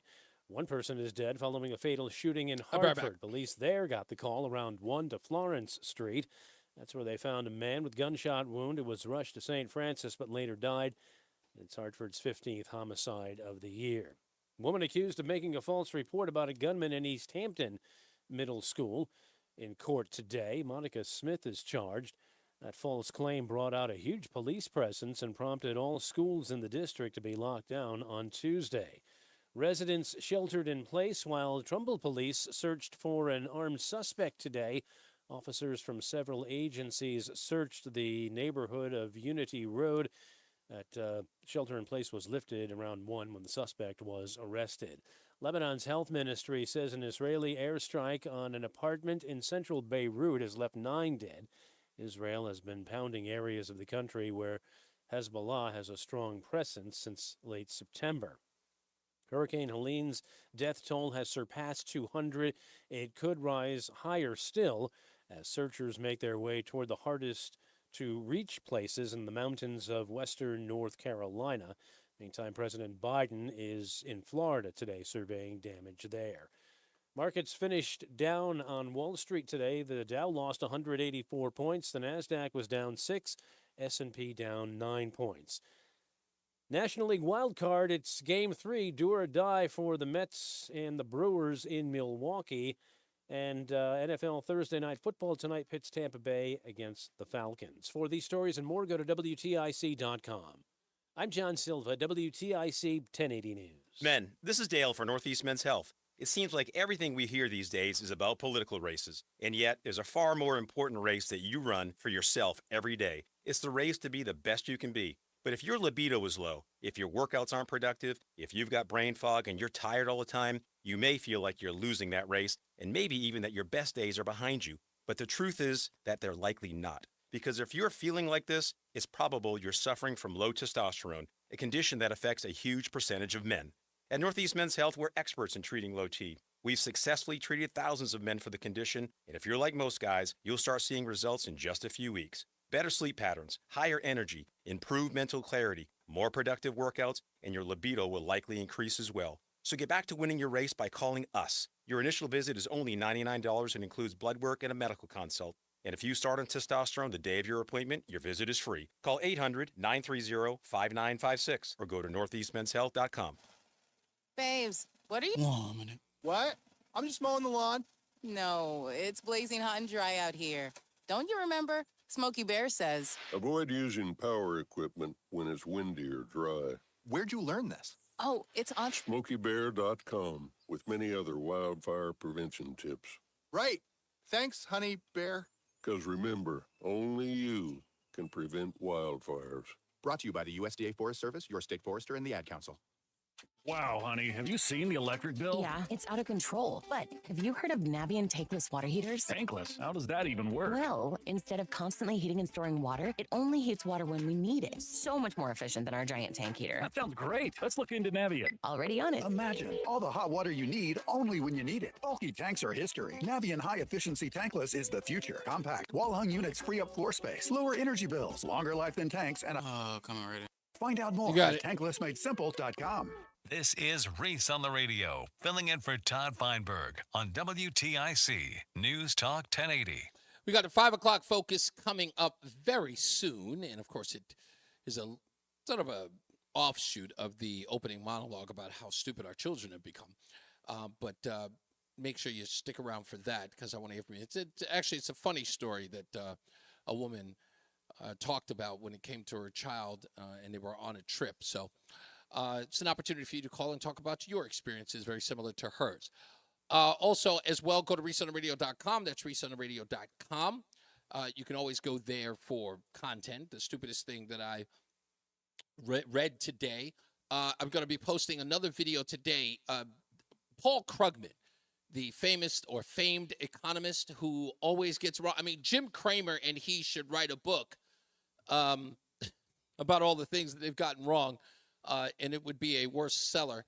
But he was at some conference in New York, and a protester in New York goes ape on Paul Krugman. And I'm going to post that after the show. You'll be able to check it out. I'm also doing this thing for for the company, for our parent company. I have to do this lesson.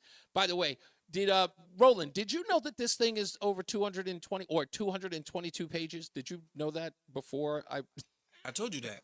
What did you say it was 222? 222 slides. That's what I said. Good. And it's the only thing I have to do, right? It's just that, right? I don't have to do like 3 different ones, do I? No, you have to do that one, but I think it's another. Oh, come on. But it's not. It's a different on a different subject. Yeah, okay, it's on a different subject. Okay, so I got to do both of those. All right, I'm not thrilled because I can't sit down. My life is just too complicated to sit down and just sit there and go through all of this. And I'm not going to lie. The people who are the actors in this thing, I'll tell you, I hate all of them. In fact, it is the worst soap opera I've ever watched in my entire life. Like, I hate the characters. Like, there's some guy in there, I think his name is Derek or whatever it is. It was like the first slide. At one point, I was calling for the police to arrest him. He was driving me through the roof. I was like, who is this creep? It's the worst thing. They make you do these things at work if you've ever had to do them, and you got to sit down. At least you can do them at home. But if you sit down and you watch them, you ask yourself, why am I doing this? I am going to say this. I'm just going to give our parent company a round of applause, Odyssey. Whoever put this together for you guys is top notch because I'm engaged with every character in every one of these slides. Like, I feel for them. I'm angry with them. I want restitution for everyone in there. So they Not me. It is a brilliant job. Just because at the end of it, I was actually going to literally address some of the stuff in there, but it's great stuff. I just want to applaud them because I'm invested. And I want to know what happens in the end. They should make a soap opera out of this stuff. Let's get back to Mark Christopher at the BPS Traffic Center. Mark, you finished yours in how long? It's 222 pages. How long did it take you to do it? 3 hours? Well, I started, and about 60 questions is my computer kicked me off the site. So I had to, so I couldn't get it to come back up. So I had to go to another computer upstairs. What? And I kind of resumed what I was doing, but I got up at 5:30 on Sunday morning, and I think I finished it around 9:15. Holy moly! But the frustrating thing is like you're done reading, and you got to wait for the countdown timer to let you go to the next page. So even if you want to keep moving on, it doesn't let you. Let's reveal a little inside baseball. So there's a ticker, right? You have to read all the material that's on the page, and on the bottom right, there's a ticker that goes in. It's like sort of a minute going in. Countdown clock. Yeah, it's a countdown clock. So if you read it faster than that countdown clock and you press the next arrow, a big block shows up, a pop-up window. Once you let you go to the next page. It says to you, you should spend a little more time on this page. Exactly. Which I was like, you're just trying to get through this too quick. Exactly. Mister. But as soon as it says that you should spend a little time on this page, I immediately got offended. I was like, what are you trying to say? Yeah, exactly. I didn't learn anything. I can't comprehend this in this amount of time. 222 pages. That's what I count. I'm not going to lie. It is 222. You read 100. When as soon as I got to 111, it says you're halfway through. Yeah, and you're going into a coma. You couldn't even think up half of these things to do, even if you tried. I'm telling you, I'm invested, Mark. Every one of the people who are bad guys in this, I hate them. Yeah, exactly. So they're doing a great job. How about the guy that was stalking his coworker? The first one, he was Derek. I wanted him fired immediately. As soon as he pops up, I go fire him. Yeah, what a creeper, man. I'm like, this guy doesn't belong here anymore. You know, the best. Get him out of here.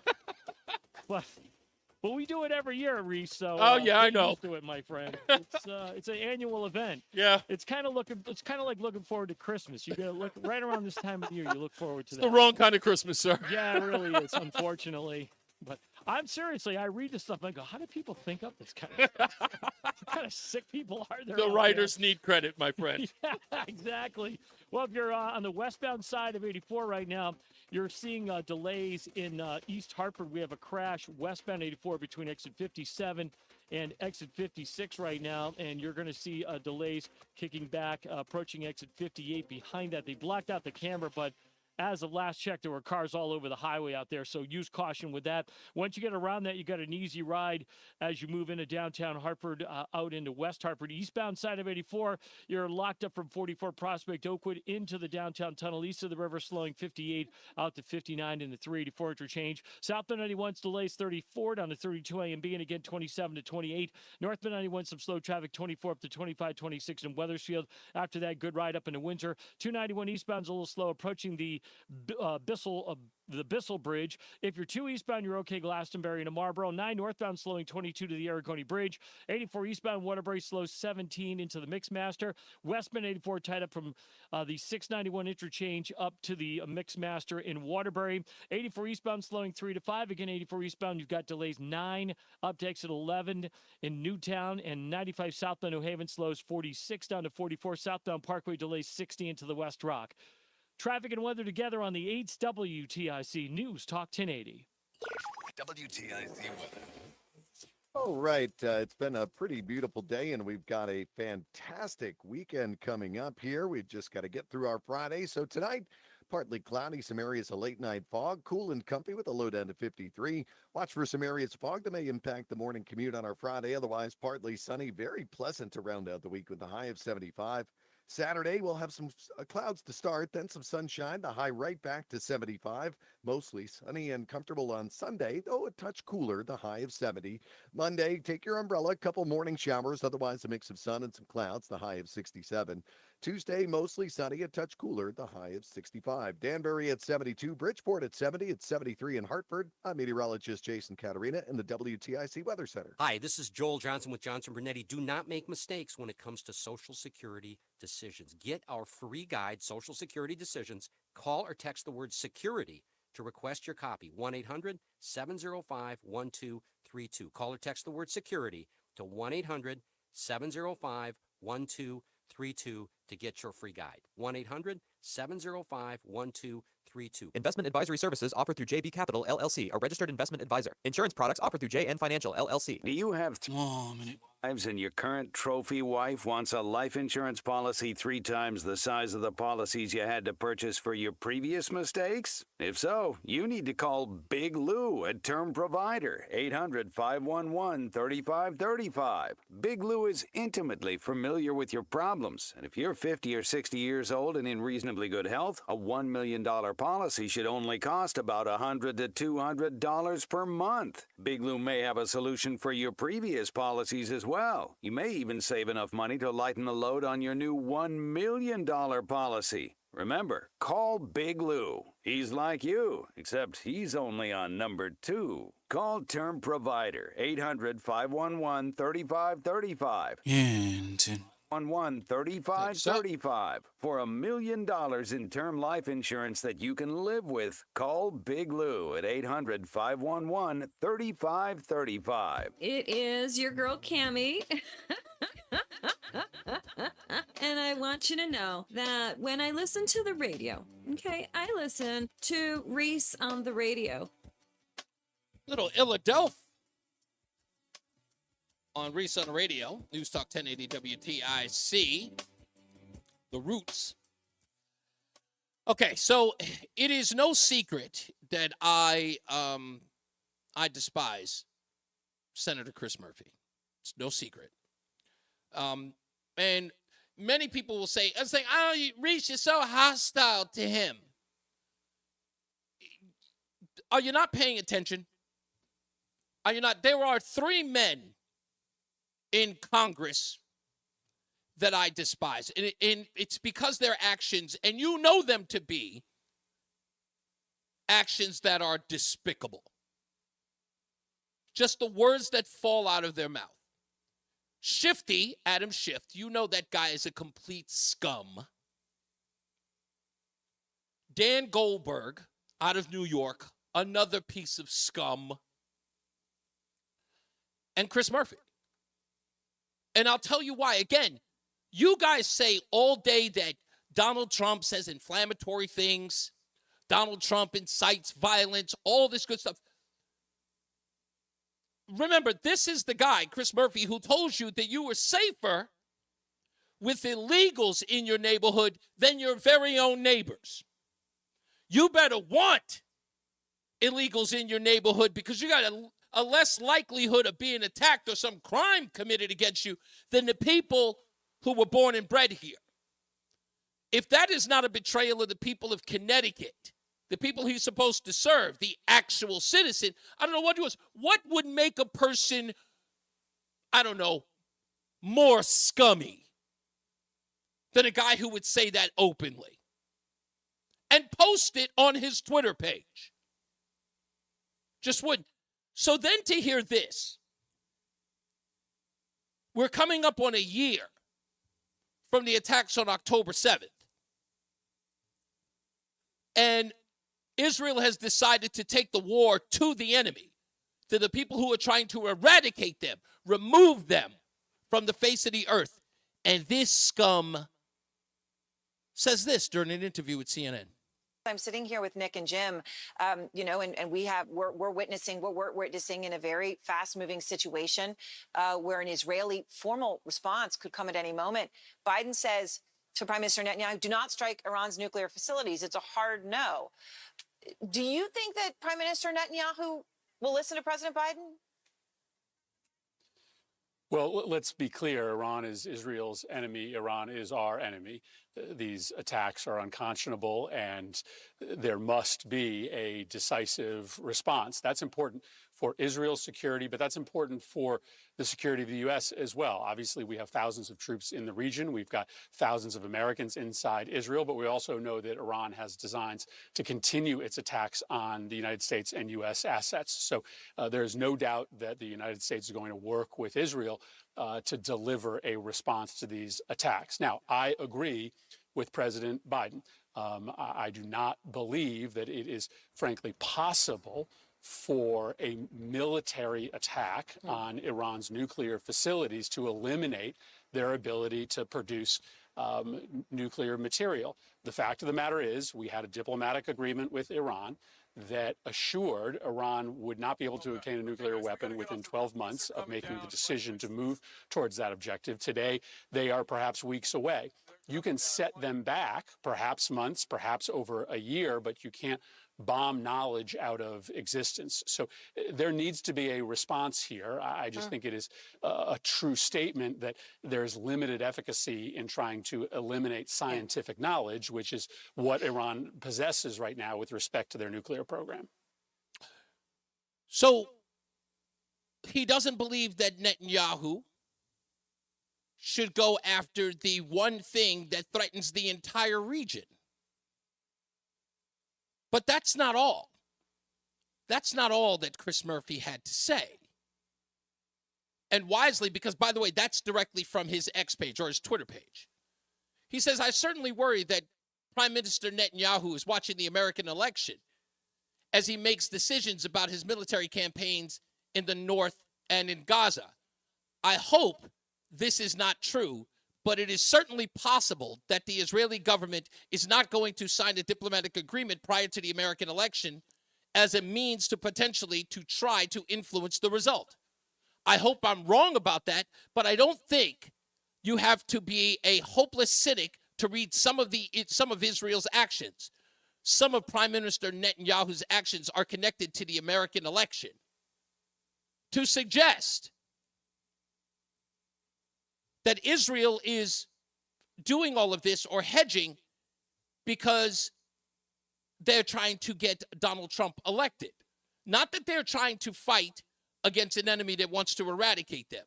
That he would so much as suggest it. Well, I don't want to say that that's what they're doing. I mean, it's fair to say, no, it isn't. No, it isn't. It's not fair to say. That's what we call throwing dirt in the game. That's the objective there. That's to say something dirty about Israel, to suggest that there's no virtue in what they're doing. They're only working to get Donald Trump elected. That they wish to do all of this to create this calamity so that it looks bad on Joe Biden. Who's politicizing this?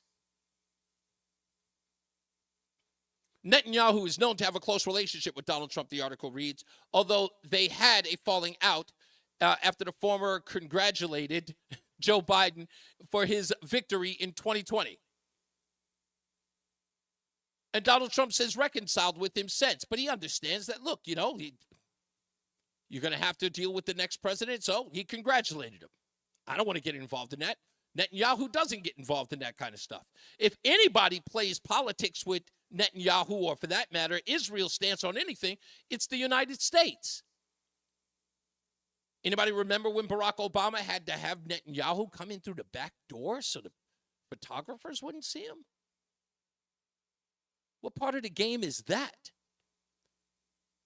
Was Obama concerned that the mullahs or perhaps Muslim nations would see him embracing Netanyahu and that would create a rift?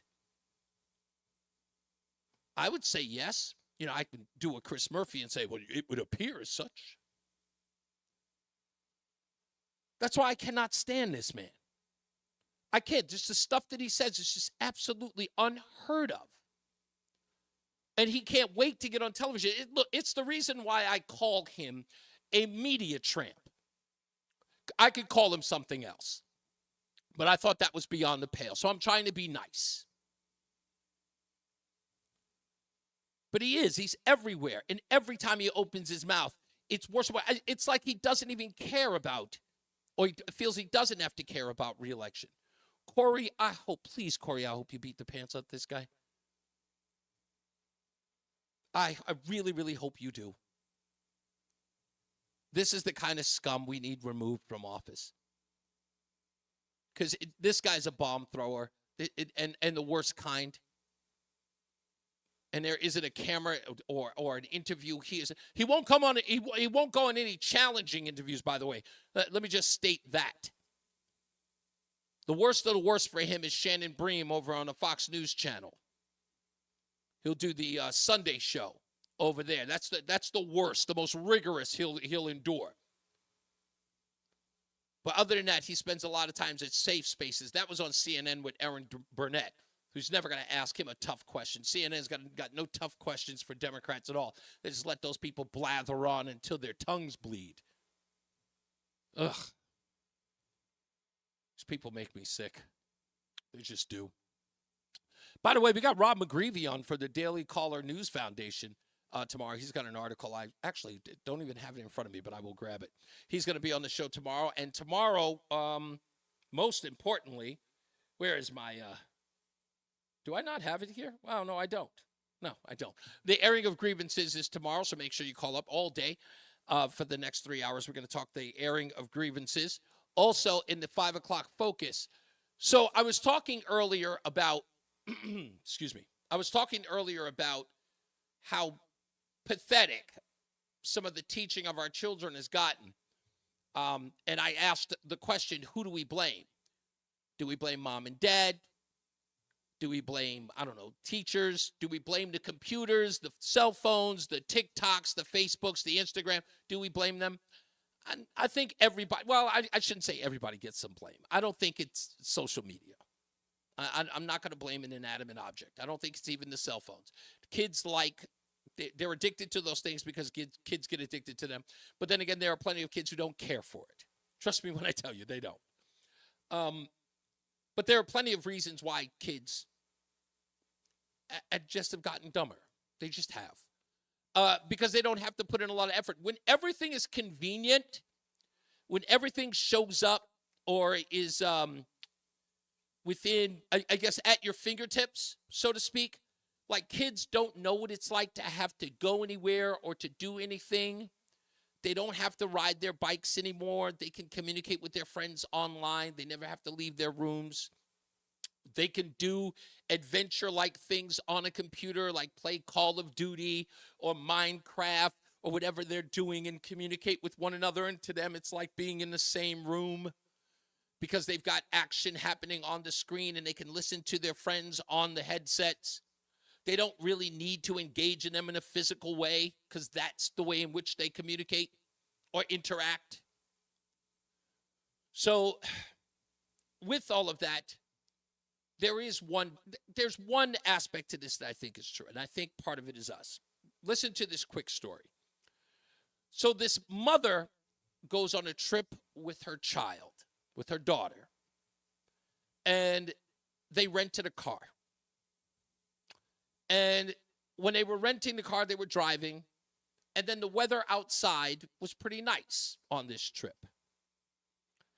And the mother says to the daughter, "Hey, sweetie, can you roll down the window?" It was a rented car. "Hey, sweetie, can you roll down your window?"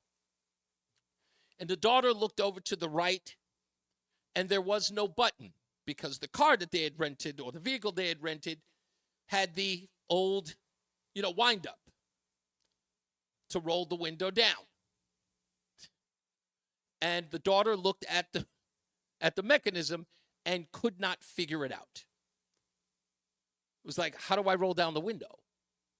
And the mother looked at her and she says, right there. And she goes, what do I do with it? And so the mother takes her own handle and starts cranking it to roll the window down. You all know the drill. Sorry, I have to explain it. But then the daughter got it. And as she did it, she was kind of like she didn't understand the mechanism. It freaked the daughter out. The mother hung her head in shame. And she immediately blamed herself. She looked blankly at her daughter and just said to herself, oh my God, I've let my child down. Like, my child does not even know how to roll down a window without a button. And I asked my wife about this. Do you have anything like that you could think of that, you didn't teach the boy? And she says, no. She's like, he knows what a Game Boy looks like. He's used a VCR and a Walkman, and a CD player. He's actually very engaged in a lot of old school technology. So I don't think that there's anything out there. She did say there was one. I'm for some odd reason, it's escaping me what it was. But there was one thing that she said that she wished she could have taught him that she doesn't think he knows how to do. I'm going to ask her later and we'll talk about it, 5 o'clock hour. But 5 o'clock focus coming up. Do you have something that you wish you would have taught your child, at any point that you think that if you could go back, you would have taught them today? Just one thing you could have taught them, no matter what it is. Let me know. 1-860-522-WTIC. Mark Christopher's in the BPS Traffic Center. Anything the 15-year-old could have learned? 15-year-old? Yeah, anything that you could have taught him? I have a 16-year-old, but... Oh, 16. I'm sorry. He's 16 now. I apologize. He doesn't listen to me at all. So there's nothing you could have taught him? No. He'd rather look at his phone, and he doesn't even respond to me anymore. And you're playing California Psychics in the back to tempt me, aren't you? I just wondered if I could get a little time where you'll read my palm for me and let me know my future, even if it's not right. Just give me the truth. Okay, in your future, I see you telling us how to get home. You're pretty good. I bet you they'd hire you. Yeah, exactly. You'd be like one of the 10% they do hire. If you're heading into Hartford right now, we are dealing with a serious crash westbound 84 between 57 and 56. Rollover vehicle there. Highway shut down at exit 57. Delays are back at the 384 on-ramp behind it. All right.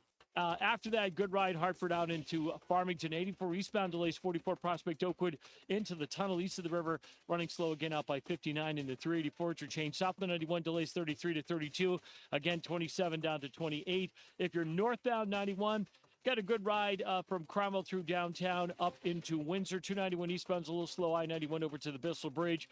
2 eastbounds moving well, Glastonbury into Marlboro. 9 northbound slowing 22 to the Aragoni Bridge. 84 westbound in Cheshire, delays approaching 26 up to the Mixmaster. 84 eastbound, you're slowing 17 into the Mixmaster in Waterbury. 84 eastbound Denbury slowing New York, Connecticut line. Out to exit 5, again delays 84 eastbound from 9 in Newtown to 11 in Newtown. Southbound Parkway slowing 61 down into the West Rock Tunnel. South 95 New Haven tight 48 to 44. Traffic and weather together on the 8th. WTIC News Talk 1080. WTIC weather.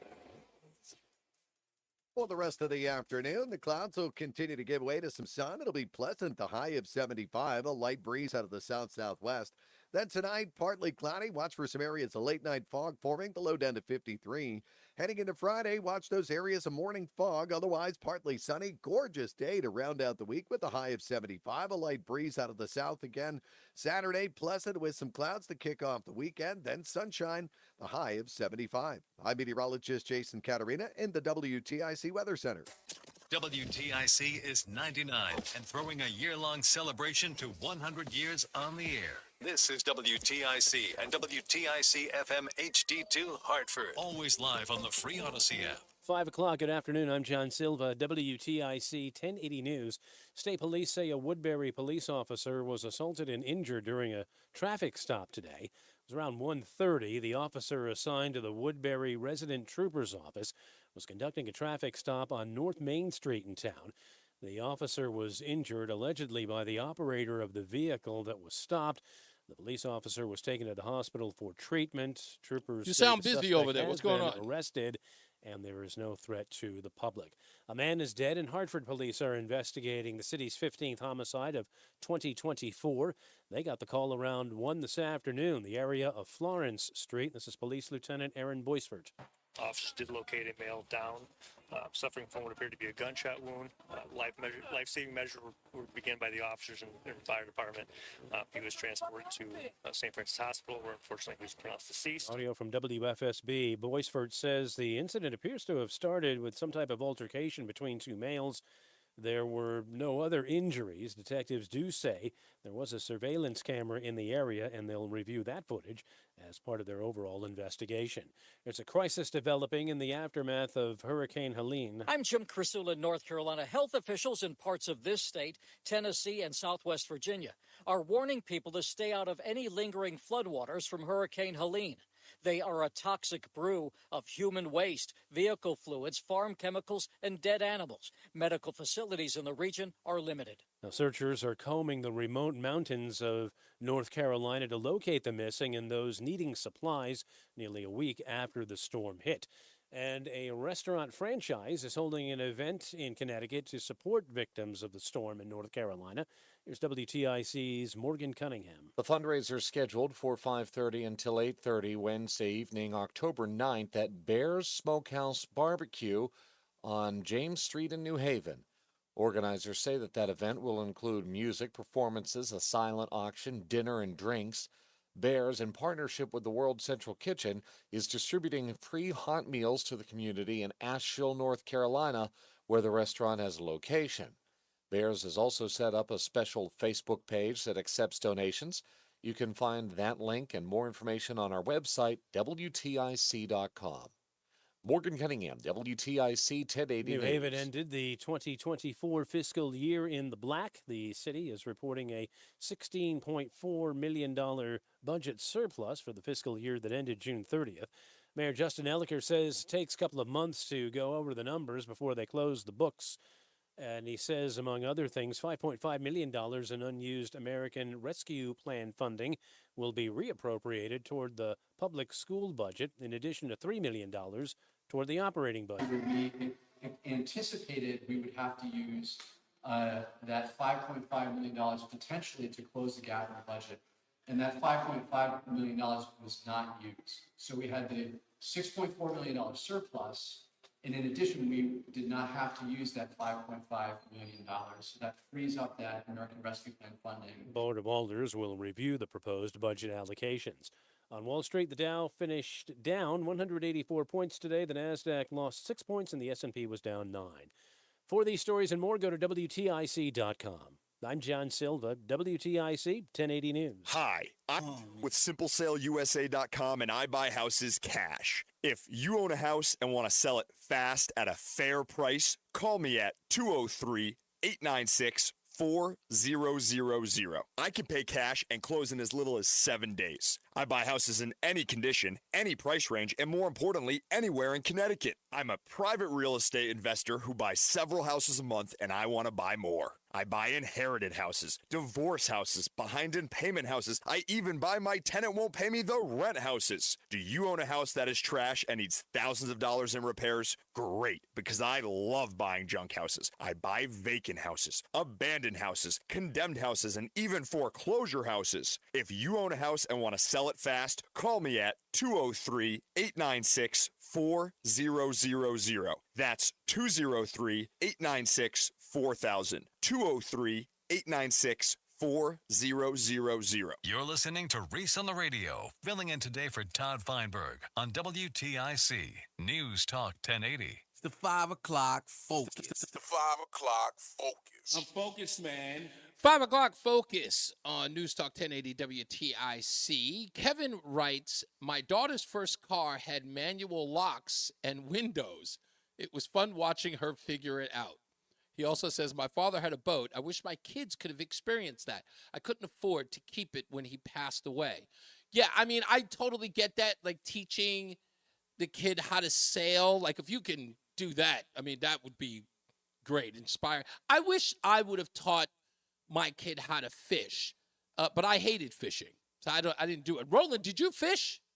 I don't know why, but you seem like a fisher. My whole childhood. See, I figured that because Louisiana and all, I kind of figured that was a thing that every kid learns how to do. Like that's it's a thing everywhere. No, it's not. Don't relax. It's not a thing. We spent summers fishing out here in Connecticut, in Moodus and Middletown and Berlin. I get it. I'm just saying that you just sit there and just fish. I don't think a lot of people, especially in the inner city where I grew up, we didn't do a lot of fishing. Like that was like a thing. Like you had to make a thing out of it. You know, it was like you were lucky if you got out. Like everybody we knew, unless you lived by the water.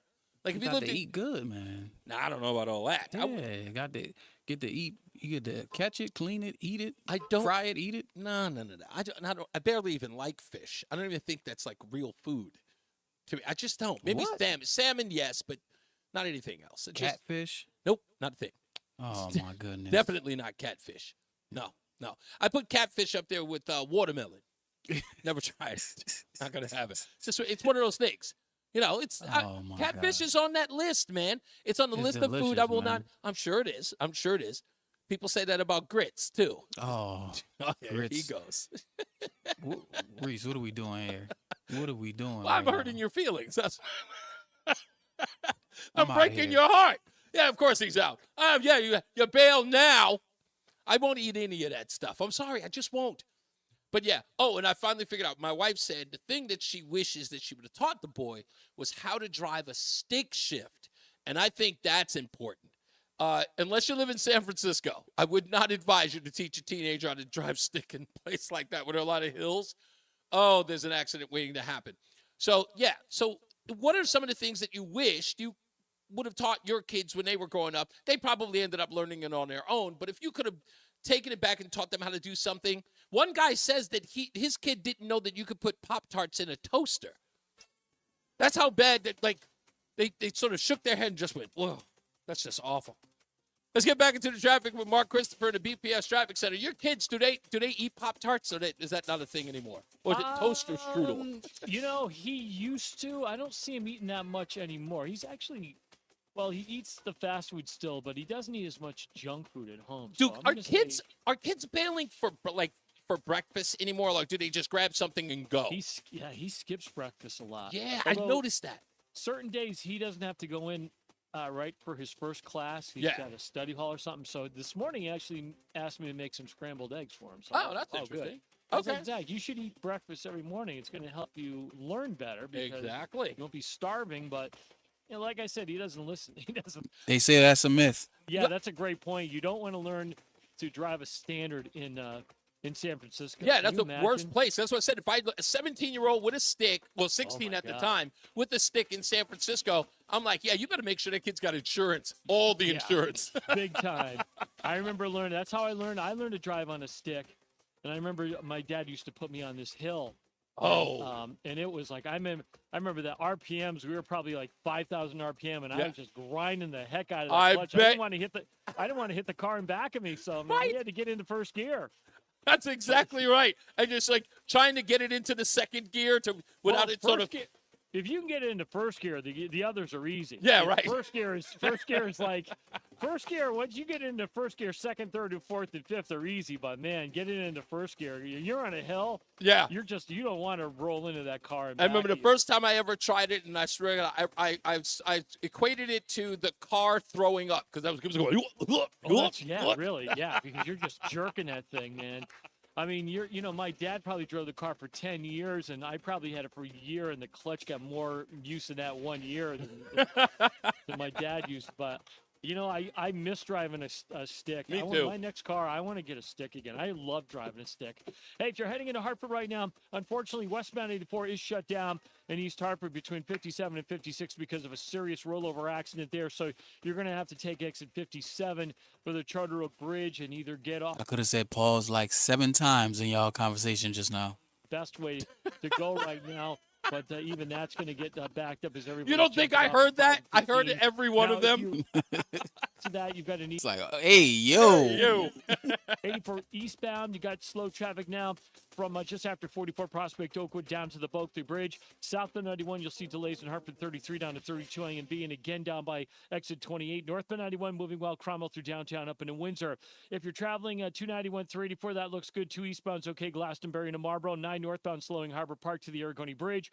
84 westbound tight in Cheshire as you move into Waterbury. We have an accident westbound 84 between 25A and 25. The right lane's blocked there. Also an accident 84 eastbound between 25 and 25A on the eastbound side of 84.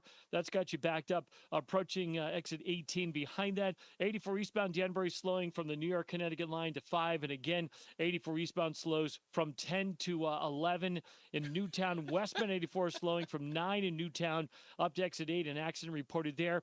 And southbound 95 slowing in New Haven 46 down to 44. Traffic and weather together on the 8's WTIC News Talk 1080. WTIC weather. As we head through the evening and overnight, it'll be partly cloudy. Watch for some areas of late night fog forming. Cool and comfy with a low down to 53.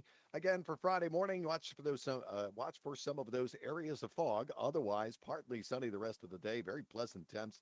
The high 77. Got a gorgeous weekend coming up. Pleasant day Saturday. Some clouds early, then some sunshine. The high of 75. Mostly sunny, comfortable, a little cooler Sunday, the high of 70. Watch for a couple of morning showers on Monday. Maybe take the umbrella with you just in case. Otherwise, a mix of sun and clouds. A cooler day, though, the high 67. And mostly sunny and cooler still Tuesday with the high of 65. Currently, it is 70 in Bridgeport, New Haven at 70 as well, 73 in Hartford. I'm meteorologist Jason Caterina in the WTIC Weather Center. Is thinning hair or a receding hairline making you self-conscious? Try Hair Grow from New Nordic. Stop feeling embarrassed about thinning hair and start feeling your best with Hair Grow. Available online at Amazon, Walmart.com, and NewNordicUSA.com. Join us this Sunday for Tumulo Financial, your go-to for retirement planning and taxes. Tune in to the father and son duo from 7 a.m. to 8 a.m. or catch the replay from 5 to 6 p.m. Tumulo Financial Retirement Planning with Integrity on WTIC News Talk 1080. Want $125 free heating oil or propane to save on heating costs this winter? Go with your local HVAC pros. Go with Petro. Petro has a great deal on a new heating system with $0 down and low monthly payments. Go to petro.com now or call 1-888-PETRO02. If you've got high blood pressure, there's a 50-50 chance you're a walking time bomb. Thankfully, you can take control of your blood pressure with a drink called 120 Life. 120 Life is formulated with ingredients that have all been shown to help naturally lower blood pressure. Go to 120life.com. Use the code JUICE for 15% off. We'll refund your money if you're not fully satisfied. Go to 120life.com. There's nothing to lose. These statements have not been evaluated by the FDA. This product is not intended to diagnose, treat, cure, or prevent any disease. Buying or selling a home is a big deal, literally. It's one of the largest financial transactions you're likely to make. So work with someone who will work with your best interests in mind. Someone who agrees to operate with transparency, honesty, and fairness every step of the way. Realtors are members of the National Association of Realtors and are bound by a strict code of ethics that requires they put your interests above their own. Because that's who we are. Make sure your agent is a realtor. This is an important... 1 minute. West taxpayers. The IRS is giving away billions of dollars in tax savings through a federal program called the Fresh Start Initiative to aid delinquent taxpayers. This initiative was established for anyone facing financial hardship and unable to pay their back taxes. Qualifying and enrolling in this program will stop all collections, settle your delinquent tax problem, and even reduce what you owe by thousands of dollars. Call the hotline at People's Tax Relief to see if you qualify and get this free information by dialing 800-727-9105. If you have unfiled tax returns or cannot afford to pay your personal or business back taxes, you can now get the help you need. One simple phone call can resolve your tax problem and save you thousands of dollars. To see if you qualify and to get this important free information, call 800-727-9105. 800-727-9105. 800-727-9105. It's the 5 o'clock focus. It's the 5 o'clock focus. I'm focused, man. Oh, yeah. One of my favorite tracks. I love the beat on this song. Reese on the Radio, the 5 o'clock focus. Your phone calls, 860-522-WTIC. Now, I'm not going to say that, I was ever the greatest parent. I was a good one. But I'm not going to say I was the greatest. I don't think any of us would never say that we were the greatest. But teaching your kids certain things, or life lessons, as it were, are important. And I was the one, I even do it with the boy. I tell the boy there are certain things that you have to learn as well. Like school smarts, that's important. Like, of course, learn everything, the lessons in your classroom, always speak up. I even taught this to my stepchildren that, question authority. If something doesn't seem right or feel right, question it. Get a clear understanding of why someone's asking you to do it. Those things that I'm glad that they were never left unsaid. Even with the boy recently, I told him it is important to push back. I understand that they are an adult, but doesn't mean that they're right. If something doesn't feel right, something if you have a conflict of conscience, come to us. We'll back you up. We'll tell you whether or not it's reasonable or whether or not it isn't. And you may have known, if you listened to my podcast last year, we had a situation where we had to go down to the school and talk to the teachers about some material that they were giving Ellis. And it was, some book that they had him read, and the lesson plans were about toxic masculinity. And for a young boy, I thought that was, harmful. And it was a college course class, and no one seemed to be. The crazy part about it was that the lesson plan for this class he was taking wasn't vetted by the school. It was a North Virginia community college course. So in essence, the teachers or the professors from that school would come in and teach a class to the high school students, but the curriculum wasn't vetted through the school or the school board. So whatever that teacher was teaching them had pretty much carte blanche. They could teach whatever they wanted. We asked the question, hey, did anyone vet what if the teacher had walked in and said, I want you guys to read Mein Kampf? Would that have been okay? And they were like, well, we understand your concerns. I'm like, whoa, I don't want you to understand my concerns. I want you to answer my question.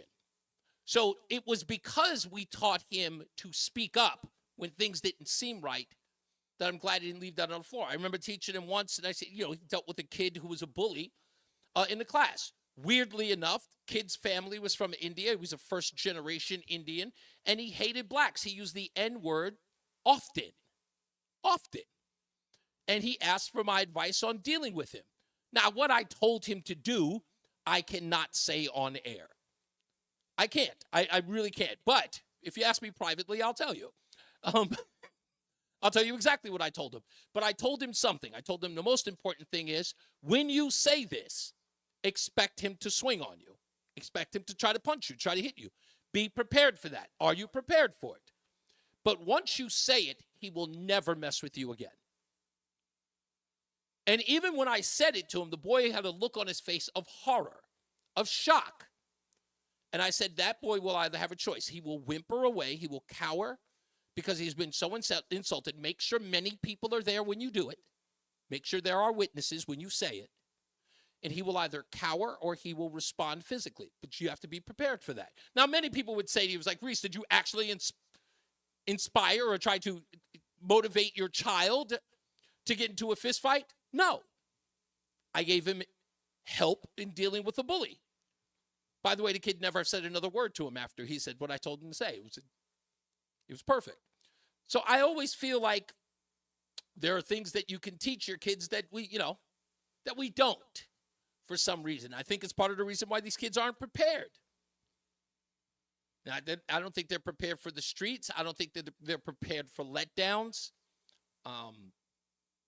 My son, Caleb, I remember when he couldn't deal with, he thought a police officer was being prejudiced because he was being confronting. But he didn't understand the situation. He was with a couple of kids who were doing no good, and they didn't know who was in the wrong here, so they treated everyone equally. When the police officer was being a jerk, he was being a jerk because his friends were throwing windows into an abandoned building. Or throwing rocks into an abandoned window. And when they showed it, they were breaking glass. And they didn't know who it was because most of the kids ran. He didn't run. And then he was confrontational. So I had to explain to him, look, not everything is what you think it is. That's not the case. So some of these parents, I look at them and I go, well, what is it that you think you should have taught your kids, or you may have said, hey, let me sit down. You watch these commercials. There's a vaping commercial that they're running now nationally when they're saying sit down and talk to your kid about vaping. I wouldn't introduce vaping to any kid. Hey, do you know about vaping? Kid's going to go out there and try it. What I would do is say, hey, have you been introduced to vaping yet? Or do any of your friends vape? Have you tried it? And just be honest with them and say to them, look, I don't know whether or not you are going to try it or you're not going to try it, but I want you to have the information on why this is harmful to you and why you shouldn't do it. Well, I know you're going to do what you want to do, and if you do it behind my back, there are going to be some consequences. If you hide it from me, I'm just going to let you know that I know that's probably going to inspire you to hide it, but I will find out. And if I do find out, if you come in here and you smell like Captain Crunch at 5 p.m., I'm going to know that you're vaping, because the kids always pick the flavors. Kids are silly like that. They just are. They always kind of expose themselves. Kids don't learn how to lie very well when they're young. But there are plenty of things that you leave on the floor. You can leave them vulnerable. That's all I'm saying. 860-522-WTIC. Mike's in Plainville. How are you, Mike? You don't like fish, Reese? No, I'm not a fish guy. Oh my God, you got to try broiled swordfish. Oh my God, you'll love it. I'll try it once. If I go to a restaurant that serves swordfish, I'll try it once. Are you near the Gulf Coast? No. Not at all. I'm telling you, back in the 80s, I had a 2-inch thick swordfish that probably weighed, I swear to God, 3 pounds. Here's my question. Does it taste like fish? This didn't. It tasted, well, yeah, kind of. Okay. Kind of like fish, kind of like, I can't describe it, but I think you would enjoy it. Okay, like I said, I'll try anything once. I've had halibut before. I've had fish sticks. Does that count? It does not count. When's the last time you saw somebody changing a tire on a car? Not too often. Huh? Oh man, that is a great one. But you know what? They have a lot of these TikTok and Instagram videos where guys are teaching their daughters how to do it. Yeah. Plus you got AAA. I mean, everybody's got AAA now. But back in the day, I had a 75 Gran Torino. I'll tell you what, I love this car. It's the nicest car I ever had. I did all the tune-ups. I washed it. I waxed it. Everything I did by myself. Wow. I'll admit that takes some time and patience. That I don't have. It's the reason why I don't have a hobby. Because if I were to pick a hobby to do like that, I would do model airplanes because I really love model airplanes. Back in the day, I can remember when I was young, they had party lines on telephones, the rotary dial phones, and my grandmother lived on the street. Okay, and my brother and I would answer the phone. We knew it was Grandma's phone. We'd listen. We'd spy on them. That's great. I love that. We got caught. I got one more for you. There's a tourist attraction in Plainville. I go by it every day. It's an old payphone. The rotary dial. No, it's the touch button. It's not. The touch button is still a phone booth, right? People stop there. Young people stop there and take pictures of it. And close in front of it like it's a dinosaur. Hey, look, you know what? But that's still cool. I love that. Thank you, Mike. It is. Thank you, sir. Dave's in Branford. How are you, Dave? David, we there? No, now I'm up there. Hey, what's up, buddy? I agree with. I like that, Mike. But one thing you've got to add is you got to make sure you check the pressure on your spare tire so it's not flat when you go to use it. That's you true. Looked at it in 5 years. That's very important. I want to list 10 things that'll go quicker than you think, and a lot of them are gender specific. Okay. So it's the father and the mother. How to start and use a gasoline and safely use a gasoline chainsaw properly. Right. Which a lot of people, they're afraid to let the kids loose with it. Yeah. By the time they're old enough, they're out of the house and gone. And how to back up a trailer. I'll bet in the business, a lot of people have no idea how to and the shifting a manual car, of course, you've covered. How to do at least passable amount of welding and sweating and soldering copper pipes. And for the sons, how to dress professionally. I have no idea how to teach a daughter what professional in the office looks like anymore.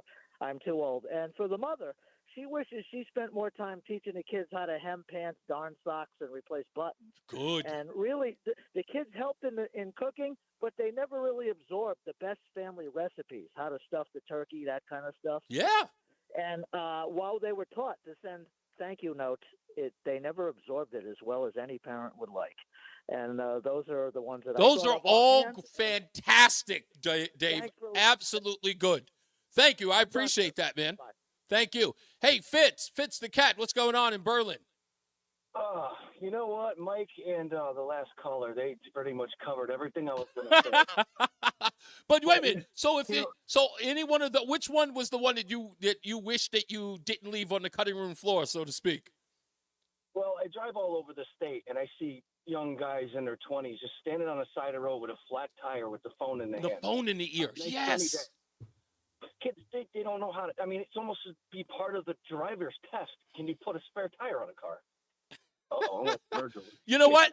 Fritz, later on, I'm going to send you this great video from, what was the name? It was a thing. Clint Eastwood did a movie called Mule. Right? Oh, I think I saw that. Yeah, okay. So he did a movie called Mule, and he's driving down the road, and there's a black couple with their kid in a Prius, and their tire went flat. I'm going to send you this clip. You guys will know this clip if you've seen the movie. It's one of the funniest Clint Eastwood scenes in the film ever, helping this young guy who's exactly he's in that exact scene you're talking about. He's there with his family, and he's holding a phone in his ear, and Clint Eastwood asked him, what, you don't know how to change a tire? And so Clint Eastwood gets out. He's like 80 years old, helping him to change the tire, and he's walking him through it. But it's the most brilliant scene. I'm going to send it to you. I might even play the audio tomorrow. Thank you, Fritz. Dave, you know what? One more thing. Yeah. You hit the nail on the head. The kids are smoking Captain Crunch. Oh, I know. I've got a couple of employees who do that vaping stuff, man. They every time it's like, I'm like, is that Captain Crunch? And they go, yeah. I'm like, who would smoke something that tastes like a breakfast cereal? It's insanity. Thank you, Fritz. Let's get back to the BPS Traffic Center with Mark Christopher. Captain Crunch vape. Like what? Keep talking, because he's still doing the other station. I can't believe that anybody would be smoking on something that tastes like breakfast cereal, or like they've got all these fruity flavors and they're smoking, and the plume of stuff comes in the car, and I'm like, why do I have to smell cinnamon? You're a grown man. What? Who does this? Let's get to the BPS Traffic Center with Mark Christopher. Mark, you there? I'm right here, Reese. Thank you very much. You got on the westbound side of 84, we have that accident between 57 and 56 in East Hartford. The right lane's blocked. Stay left there. Delays are back to the 384 on-ramp. Behind that, slow traffic again as you approach the Bulkley Bridge, and you're pretty much tied up right out to exit 40 Corbin's Corner in West Hartford. Eastbound side of 84, slowing 44 Prospect Oakwood into the tunnel. Southbound 91 delays 33 down to 32 A and B. Again, down by exit 28. If you're northbound 91, that looks good. Cromwell through downtown up into Windsor. 291, 384, okay. So the river 2 eastbound moving well, Glastonbury and East Hartford. 9 northbound, you've got delays approaching Harbor Park up toward the Aragoni Bridge in Middletown. Couple of accidents in Waterbury right now. One is on the eastbound side of 84 between exits 25 and 25A. And that's taking out the left lane. Delays are back to exit 17. Behind that, westbound 84, an accident between exit 25A and 25. That is in the right lane, and delays kicking back behind that, back to the 691 interchange. If you're heading toward Middletown, 9 northbound, slowing Harbor Park to the Aragoni Bridge. 84 eastbound, Danbury tight, New York, Connecticut line to 5. Again, 84 eastbound, slowing from 9 to 11 in Newtown. If you're heading toward New Haven, southbound Parkway delays 61 to 60 in Hamden. 95 southbound, you're slowing 46 down to 44. And 91 southbound delays from 4 down in toward the 95 interchange. Traffic and weather together on the 8th WTIC News Talk 1080. WTIC weather. For the rest of the afternoon, the clouds will continue to give way to some sun. It'll be pleasant, the high of 75, a light breeze out of the south-southwest. Then tonight, partly cloudy. Watch for some areas of late-night fog forming, the low down to 53. Heading into Friday, watch those areas of morning fog. Otherwise, partly sunny. Gorgeous day to round out the week with a high of 75, a light breeze out of the south again. Saturday, pleasant with some clouds to kick off the weekend. Then sunshine, the high of 75. I'm meteorologist Jason Caterina in the WTIC Weather Center. And now, a WTIC news update. 5:30, good afternoon. I'm John Silva. A Woodbury police officer is recovering after he was stabbed in the line of duty today. State police say Officer Tim Wright was conducting a traffic stop on North Main Street in Woodbury when the suspect stabbed him in the neck. Troopers say that person was already out of the car when he attacked the officer. Wright was treated at the scene, rushed to a nearby hospital where he is in stable condition and expected to recover. The suspect attempted to make a run for it, was hit with a taser, and taken into custody. One person is dead following a shooting in Hartford. This happened this afternoon on Florence Street. Police say 2 people were involved in some type of altercation prior to the fatal shots being fired. Police in Waterbury say they're currently investigating an ongoing situation involving a barricaded suspect. This is unfolding at 43 Central Avenue. There is a significant police presence in that area, and residents are urged to avoid the location for now. A recall at Stu Leonard's. The grocery chain says it's pulling its chocolate chunk banana bread from shelves because it contains walnuts, but not declared on the label. New Haven is over $16 million in the black. Mayor Justin Elicker made the announcement this morning after the city closed the books on the 2023-24 fiscal year. Part of that surplus headed for the city's rainy day fund and also for the school district. In the midst of the destruction left behind by the deadliest hurricane to hit the mainland U.S. since Katrina, Human Connections are giving survivors hope in western North Carolina. That includes neighbors checking on neighbors in Asheville and daily in-person town meetings with Black Mountain Square. In the meantime, the death toll has surpassed 200 from Hurricane Helene. And former Republican Congresswoman Liz Cheney is campaigning with Vice President Harris, the Democrat in Wisconsin, their event designed to reach moderate voters. Wall Street, the Dow finished down 184 points. NASDAQ lost 6 points. S&P was down 9.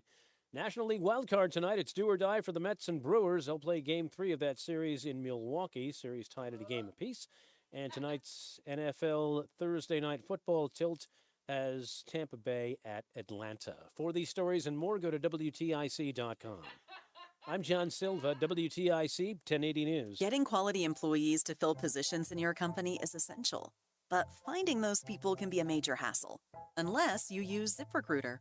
ZipRecruiter makes finding quality people a breeze. And right now, you can try it for free at ZipRecruiter.com/radio. With ZipRecruiter, one click sends your job to hundreds of top job sites. But more than that, ZipRecruiter's advanced technology identifies the candidates with the skills you need, sends you a list of great matches to review, then actively invites them to apply for your job. And the results speak for themselves. 4 out of 5 employers who post on ZipRecruiter get a quality candidate within the first day. That's right, the first day. Now you can focus on your business and let ZipRecruiter do the work finding the best people for you. See for yourself. Experience the ease, efficiency, and power of ZipRecruiter for free. Just go to ZipRecruiter.com/radio. That's ZipRecruiter.com/radio. ZipRecruiter.com/radio. If you're driving a car or truck with an expired warranty and suddenly lost your transmission or needed a full engine repair, would a $4,000 repair bill leave you stranded? I'm Danica Patrick. Don't get caught off guard with a vehicle breakdown. Choose the company I trust, Endurance. No matter the mileage, if your vehicle is less than 20 years old, Endurance offers auto protection plans for any budget. Protection on the drivetrain, electrical, transmission, 30 seconds. more. Plus 24/7 roadside assistance and rental car reimbursement on any plan. Endurance handles everything, from making the claim to paying the certified mechanic of your choice. Act now and get 1 full year of elite benefits. A $2,000 value, free. And 10. Hundreds of millions in claims. Call for your fast free quote today. Call 800-291-3183. And you still got James. Yeah. Larry left. James. 800-291-3183. You're listening to Reese on the Radio, filling in today for Todd Feinberg on WTIC News Talk 1080. It's the 5 o'clock focus. It's the 5 o'clock focus. I'm focused, man. The focus of 5 o'clock is back. Reese on the Radio right here. Let's go to James in Windsor. James, what is it that you...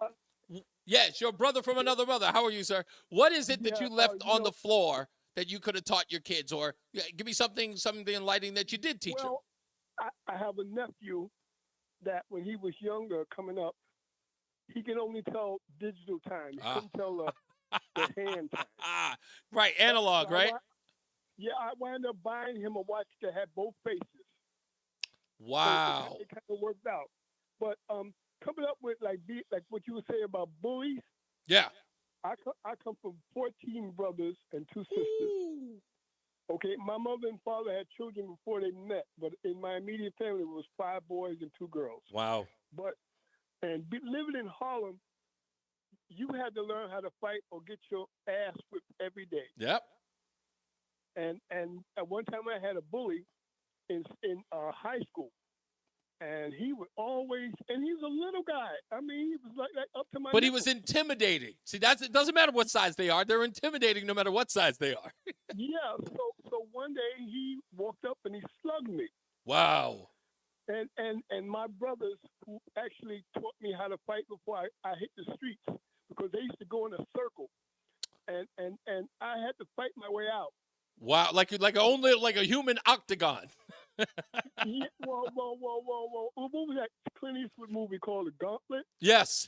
something like that. So eventually I got out of the circle, but I had the medals. I'm talking about the bruises. Yeah. To prove that I had to fight. So one day I had an encounter with this young kid in junior high school. His name was Mousy. Okay, because if you look at him, he actually looked like a mouse. So that's unfortunate. He came up to me. The shoe fit say, but he came up to me and he just walked up and slugged me. So I grabbed Mousy ass by his collar and I threw him around like a rag doll. I think that, you know what, it's funny.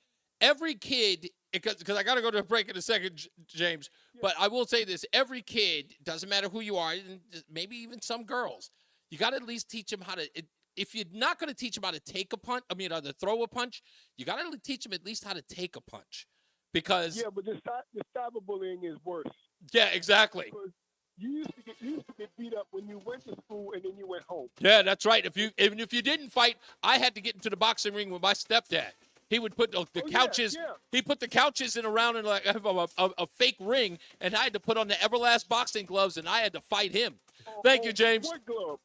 What glove? Yeah, exactly. Let's get back to the BPS Traffic Center with Mark Christopher. Hey, Mark, did you ever have to do that? Thank you very much. Well, if you're heading on the westbound side of 84, still dealing with an accident, westbound between 57 and 56, right lane shut down there. After that, you've got delays approaching the Bulky Bridge, pretty much right out to exit 39A in Farmington. We have an accident on the right shoulder by 39A, so there's a lot of curiosity and the sun, of course, on the westbound side of 84. 84 eastbound, you've got slow traffic now, about a half mile before 46th Avenue into the tunnel. If you're traveling southbound 91, that is slowing from 33 down to 32A and B, and again down by exit 28. We have a little bump again between 23 and 22 on the southbound side of 91 heading down into Cromwell, an accident on the right shoulder there. Northbound 91, an accident in Hartford between 32 and 33. Center of the highway, multi-vehicle only getting by on the left and right shoulder right now. If you're 291 through 84, that looks good east of the river. 2 eastbound's okay, Glastonbury to Marlboro. 9 southbound's a little tight in Middletown at the Aragoni Bridge. If you're traveling on the westbound side of I-84, you've got the remains of an accident between exit 25A and 25. That's in the right lane. So look for delays kicking back to the 691 interchange behind that. We had an accident 84 eastbound between exit 25 and 25A in the left lane. That just cleared a few minutes ago, so you're still seeing heavy traffic approaching 17 up to exit 23 in Waterbury, but that's going to start to ease out now. If you're heading into Danbury, 84 eastbound slowing New York, Connecticut line to 5. Again, 84 eastbound delays 9 to 11 in Newtown. Southbound Parkway delays 61 down to 60 in Hamden, and 95 southbound you've got delays 46 down to 44 in New Haven. Traffic and weather together on the 8th WTIC News Talk 1080. WTIC weather. As we head through the evening and overnight, partly cloudy skies. Watch for some areas of late night fog forming, the low down to 53. Then some areas of morning fog on our Friday morning commute. Otherwise, partly sunny and very pleasant, the high of 77 to round out the week. Beautiful weekend ahead, too. Saturday, we'll have some clouds, then sunshine, the high back to 75. Sunday, a little cooler, comfortable, mostly sunny, the high of 70. A couple of morning showers Monday means probably want to take the umbrella when you head out. Otherwise, we'll have sun and some clouds, the high 67, and a little cooler Tuesday, Mostly sunny, the high of 65. Right now, Waterbury 68, Bristol 71, 72 in Hartford. I'm meteorologist Jason Caterina in the WTIC Weather Center. For quality vinyl siding, the Peter L. Brown Company is your best choice. Let us show you the difference a beautifully installed Peter L. Brown vinyl siding job can make. Please visit peterlbrown.com for roofing, siding, windows, and doors. I'm Todd Director from Connecticut Lighting Centers. In need of door, cabinet, or bath hardware? Connecticut Lighting Centers has you covered. See our amazing selection and let our professional staff help you for all of your decorative hardware needs. Connecticut Lighting Centers with showrooms in Hartford and Southington or online at ctlighting.com. Wesley Financial Group is not a law firm. Hi, I'm Chuck McDowell, the timeshare cancellation guy and founder of Wesley Financial Group, and I want to set the record straight. I am not an attorney. I've never wanted to be an attorney, and the truth is I really don't even like attorneys. If I sound like an attorney or if I look like an attorney, I'll apologize. But what I've learned in my 15 years in the timeshare cancellation business is you don't need to be an attorney to get folks out of their timeshare. At Wesley, we've helped over 40,000 families cancel their timeshare without me being an attorney. And I want to share with you how we do it. Just give my office a call, and you will not talk to an attorney. And I guarantee if we take you as a client, we'll get you out of your timeshare, or you'll pay nothing. Call now for your free information kit. 800-714-9090. 800-714-9090. 800-714-9090. 1 minute.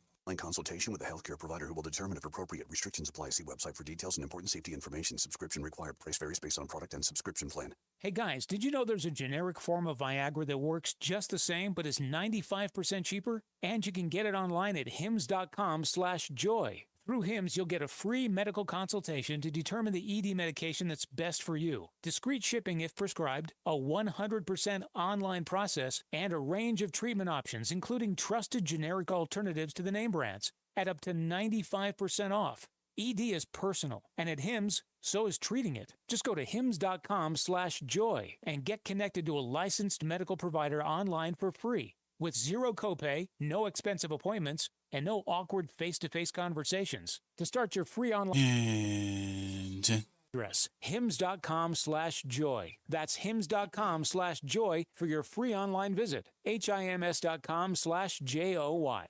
What's up, everybody? You know who it is. You know. It's Reese on the Radio. Frederick Douglass of the 21st century. It's WTIC News Talk 1080. Oh, it only means we have to wrap it up.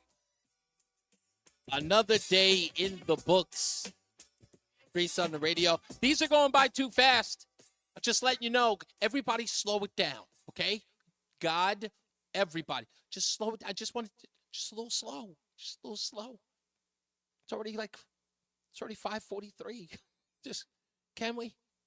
I know it isn't on the West Coast. It's a little earlier, but, just slow it down a little bit. Everybody take a moment. Just take a beat. I remember I was just thinking about this a week ago. A couple of years ago, I actually was thinking about this, and I was saying, I shouldn't be in a rush to get, to something. Take my time. I don't care about traffic anymore. I don't. I drive really, when I see traffic jams and stuff like that, it used to drive me nuts. I'm like, better be something worth it. Now I don't care. I just sit there and I was like, okay, well, we're going to be late, or, get there when we get there. So I try to just take my time. Every moment is precious. It's important. And look, when we get into the BPS Traffic Center with Mark Christopher, a lot of people, they'll sit in traffic and they'll be like, do I have to sit in this? Use that time, Think about stuff. If you got to sit there, and this is a time to reflect. You know what? Maybe I'll do my taxes. No, I'm kidding. It's a time to just think about something. Just be in your own little space, Listen to Reese on the Radio maybe, or, throw on some music. Have yourself a little car party, listening to your favorite tunes. You can listen to songs that they don't allow you to listen to at home. You want to listen to some, Pink Floyd. Hey, did you hear that they just sold their catalog for $400 million? I don't know about you. Is that a steal, or is that too much? I never really got into Pink Floyd. Just not my. That's a steal, dude. You think that's a steal? Yeah, they're gonna make that back like quick. They're going to get that $400 million back quick, and then they're going to just be eating for the rest of their days. I mean, I don't know. I mean, because they're at a certain age, what could you possibly do with that much money? I mean, other than, pass it down to maybe your kids or your grandkids or something like that. But the fact that Eve sold hers for $50 million is outrageous. What? I didn't think she would get that much. Eve, like the rapper? Yep, sold her publishing everything for $50 million. $50 million. But you know what? She's got a couple of songs that you can use commercially like that. She got some hits. Yeah, like Who's That Girl? It's sort of like the whole Madonna thing, but it's, a little hipper. Like songs like that, she's got the Gwen Stefani records with Dr. Dre. So a lot of that stuff, She was a part of the Rough Riders too. So okay, let's not talk about them. I can't. Well, I was signed to them at one point. So no way. You were really with the Rough Riders? Yeah. Well, consider yourself lucky. I'm sorry, not a fan. Yeah. I thought their music was interesting, but very novelty rap. Really? It sounded like it was from Yonkers. The sound was good. And that being said, not too far away, you had Pete Rock and CL Smooth from Mount Vernon. So, and their sound was completely different. And don't forget, you got Heavy D from Mount Vernon. Yeah. So it's weird to see Yonkers. By the way, for those of you who don't know, you got to know these areas. It's just south of Connecticut. Yonkers and Mount Vernon, literally next to each other, next door neighbors. But they had two distinctly different sounds in music, especially for hip hop. So you would expect them to sound a little bit alike, but they didn't. It was a little more rhythmic in Mount Vernon, where it was a little clunkier in Yonkers, which I spent a lot of times in the Yonkers studio. Did you? Yeah. I actually like it. There's 3 different studios in there, but the one all the way in the back have like this lavish, velvet red seats and stuff. I used to love when we worked in there. And the one in the front is like where the producers, they really, go in. That's interesting. So, but it's not comfortable in there though. I bet you it's not. I'm so glad I didn't spend a lot of time in studios and stuff like that.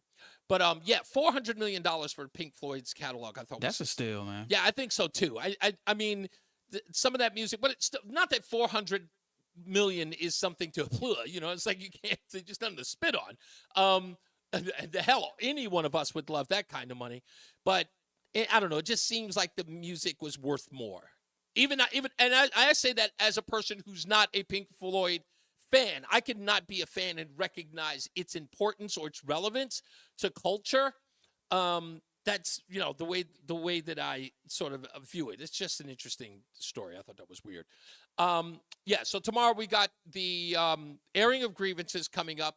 We've got Rob McGreevy from the Daily Caller News Foundation. I was supposed to find out the story, and forgive me for that. Of course, we've got, anything and everything as far as the news is concerned. We've got, the stupidest thing, of course, I read today coming up tomorrow as well. We'll find out what that is because I don't go to old news. I try to find something, new in essence. But before I get out of here, because I didn't really get to talk about this Jack Smith thing with the new filing in the Jack Smith case for January 6th. Let me express my outrage in this way, and I want to put this I want to bring some humor to this for those of you who are paying attention to it, or maybe you're not.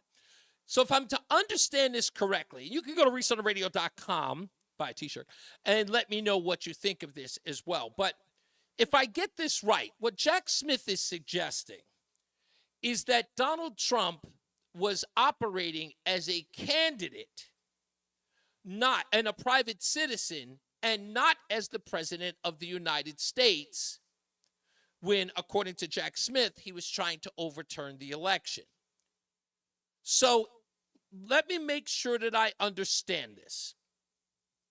The job of the president of the United States has a punch clock. Hear me out. Because again, I'm using the most basic analogy here. Basic. At the time of January 6th, Donald Trump is not out of office until the 20th. But he is the president of the United States. It doesn't mean that on election day, he is sort of the president. He's not kind of the president. He's not,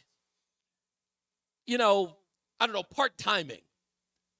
He doesn't punch a clock at no time. Remember the 3 a.m. phone call, Jack Smith?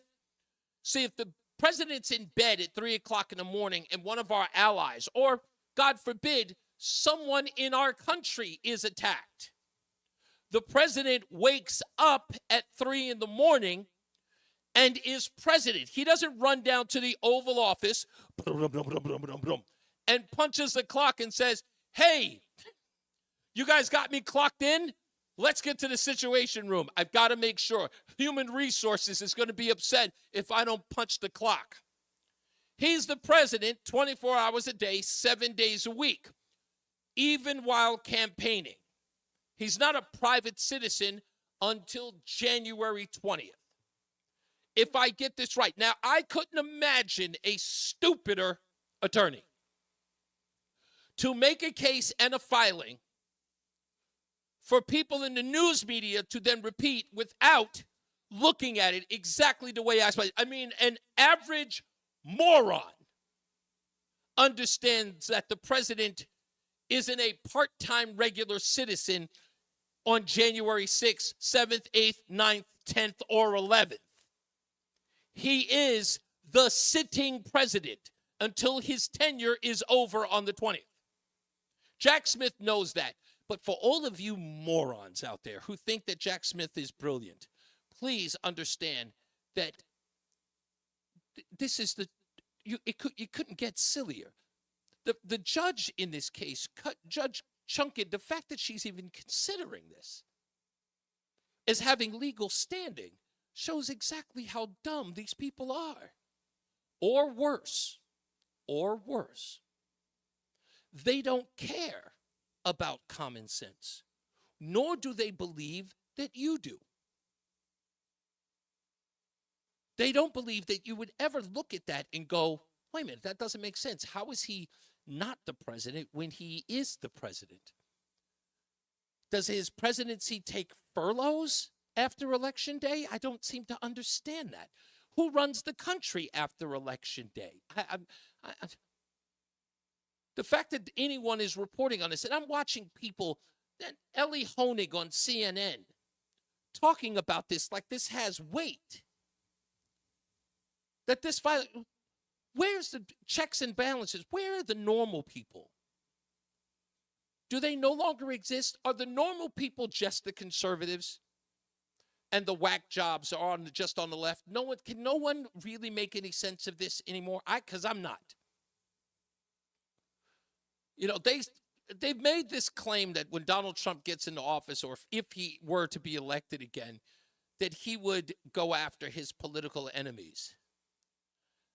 You know, he probably won't. He probably will not.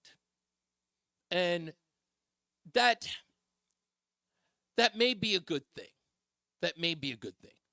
But for people like me, and maybe even some people out there like you, we'd like a little reciprocity. We'd like a little retribution. I mean, and we don't want anybody making up any charges. I don't want anybody to be falsely accused of anything and then forced to go through criminal trials or lawsuits. I don't want any of that. I want letter of the law. I want it absolutely. I don't want it mitigated in the news media. I want them to read the indictment on the air and go, hey, yeah, this is pretty rock solid. That's what I want. I don't want anybody grasping for straws. I don't want any interpretations of the law. I want, if they committed a crime, I want them to get indictment. I don't care if they had an upgrade with a Turkish airline, that kind of stuff. That's baseless. It's stupid. It's silly. And it's a waste of people and taxpayer money. But if there's somebody who has done something treasonous, I'm looking at you, COVID-19. If there was something that was done and they really, really deserve to be charged, they should be charged. And if they want to call it, some sort of retribution, I'm fine with that. But I want it to be something that sticks. I want to watch those folks at CNN not be able to explain it away. They're calling everything but the facts. That's all I'm saying. That's all I'm saying. So we'll get there when we get there. Tomorrow we'll talk a little bit more about the strike because we would have been 5 days in by tomorrow morning. Daily Caller News Foundation has an article about it because they're trying to demonize the ILA president. I don't know whether or not he should be or not, but they're talking about his 76-foot yacht and $1 million in the Rolls Royce. I mean, here's the part that I don't seem to understand. So here's a guy who's worked in the union since 1967. He makes $1 million today. He's worked there for 57 years, and they're complaining that today, 57 years later, he has a yacht. I'd say he's worked his way to a yacht after 57 years. Hell, 57 years, and now he has a yacht, and somebody's got a problem with it? I know some people who have worked at a company that's gone bankrupt, and their golden parachute gets them $4, $5, $6, $17 billion. Never heard anybody complain about those folks. This guy's a working stiff. I don't have a problem with him making $1 million. Just $1 million after 57 years of work? This is actually incredible. Anyway, we'll talk about that tomorrow. A whole bunch of other stuff as well. So I hope that you will join us. Please go to ReeseOnTheRadio.com, ReeseOnTheRadio.com. Thank you, everybody, who has already purchased a T-shirt. If you like to, please purchase one. Large and extra large available there. I can't wait to wear my Scallywag shirt so you can see it yourself. But check it out. And, yeah, we'll see you tomorrow. As I always say, radio is free, so we thank you for paying attention. Remember to keep JC in your hearts and in your minds. Sean Patrick, we love you and we miss you. Remember that panic is not planning, so plan your work and work your plan. Me, I'm Reese on the Radio. You have a good night, pleasant tomorrow. He is Mark Christopher in the BPS Traffic Center. Good night, Mark. All right, Reese, thank you very much. Have a great night. And if you're heading southbound 91 into Hartford, delays 33 down at 30. All right, good show once again, as always. Yeah, ready to go. We do have an accident. Yeah, grievances tomorrow. Yep, can't wait. 33, that is taking out. All right, y'all enjoy your night. Thank you, man. You too. To the left there. Westbound 84 slows approaching the Bulkley Bridge out to exit 47 Sigourney Street. Eastbound 84, you got some tight traffic now. All right, folks. I don't even see you in the chat room. There we go. Thank you, Michael A. You guys have been good. Yeah, Fritz, the shirts will be here soon. I'm actually checking the tracking now. And then I'll get them out to you. All right, you guys have a wonderful week. I will see you tomorrow. Airing of grievances as usual.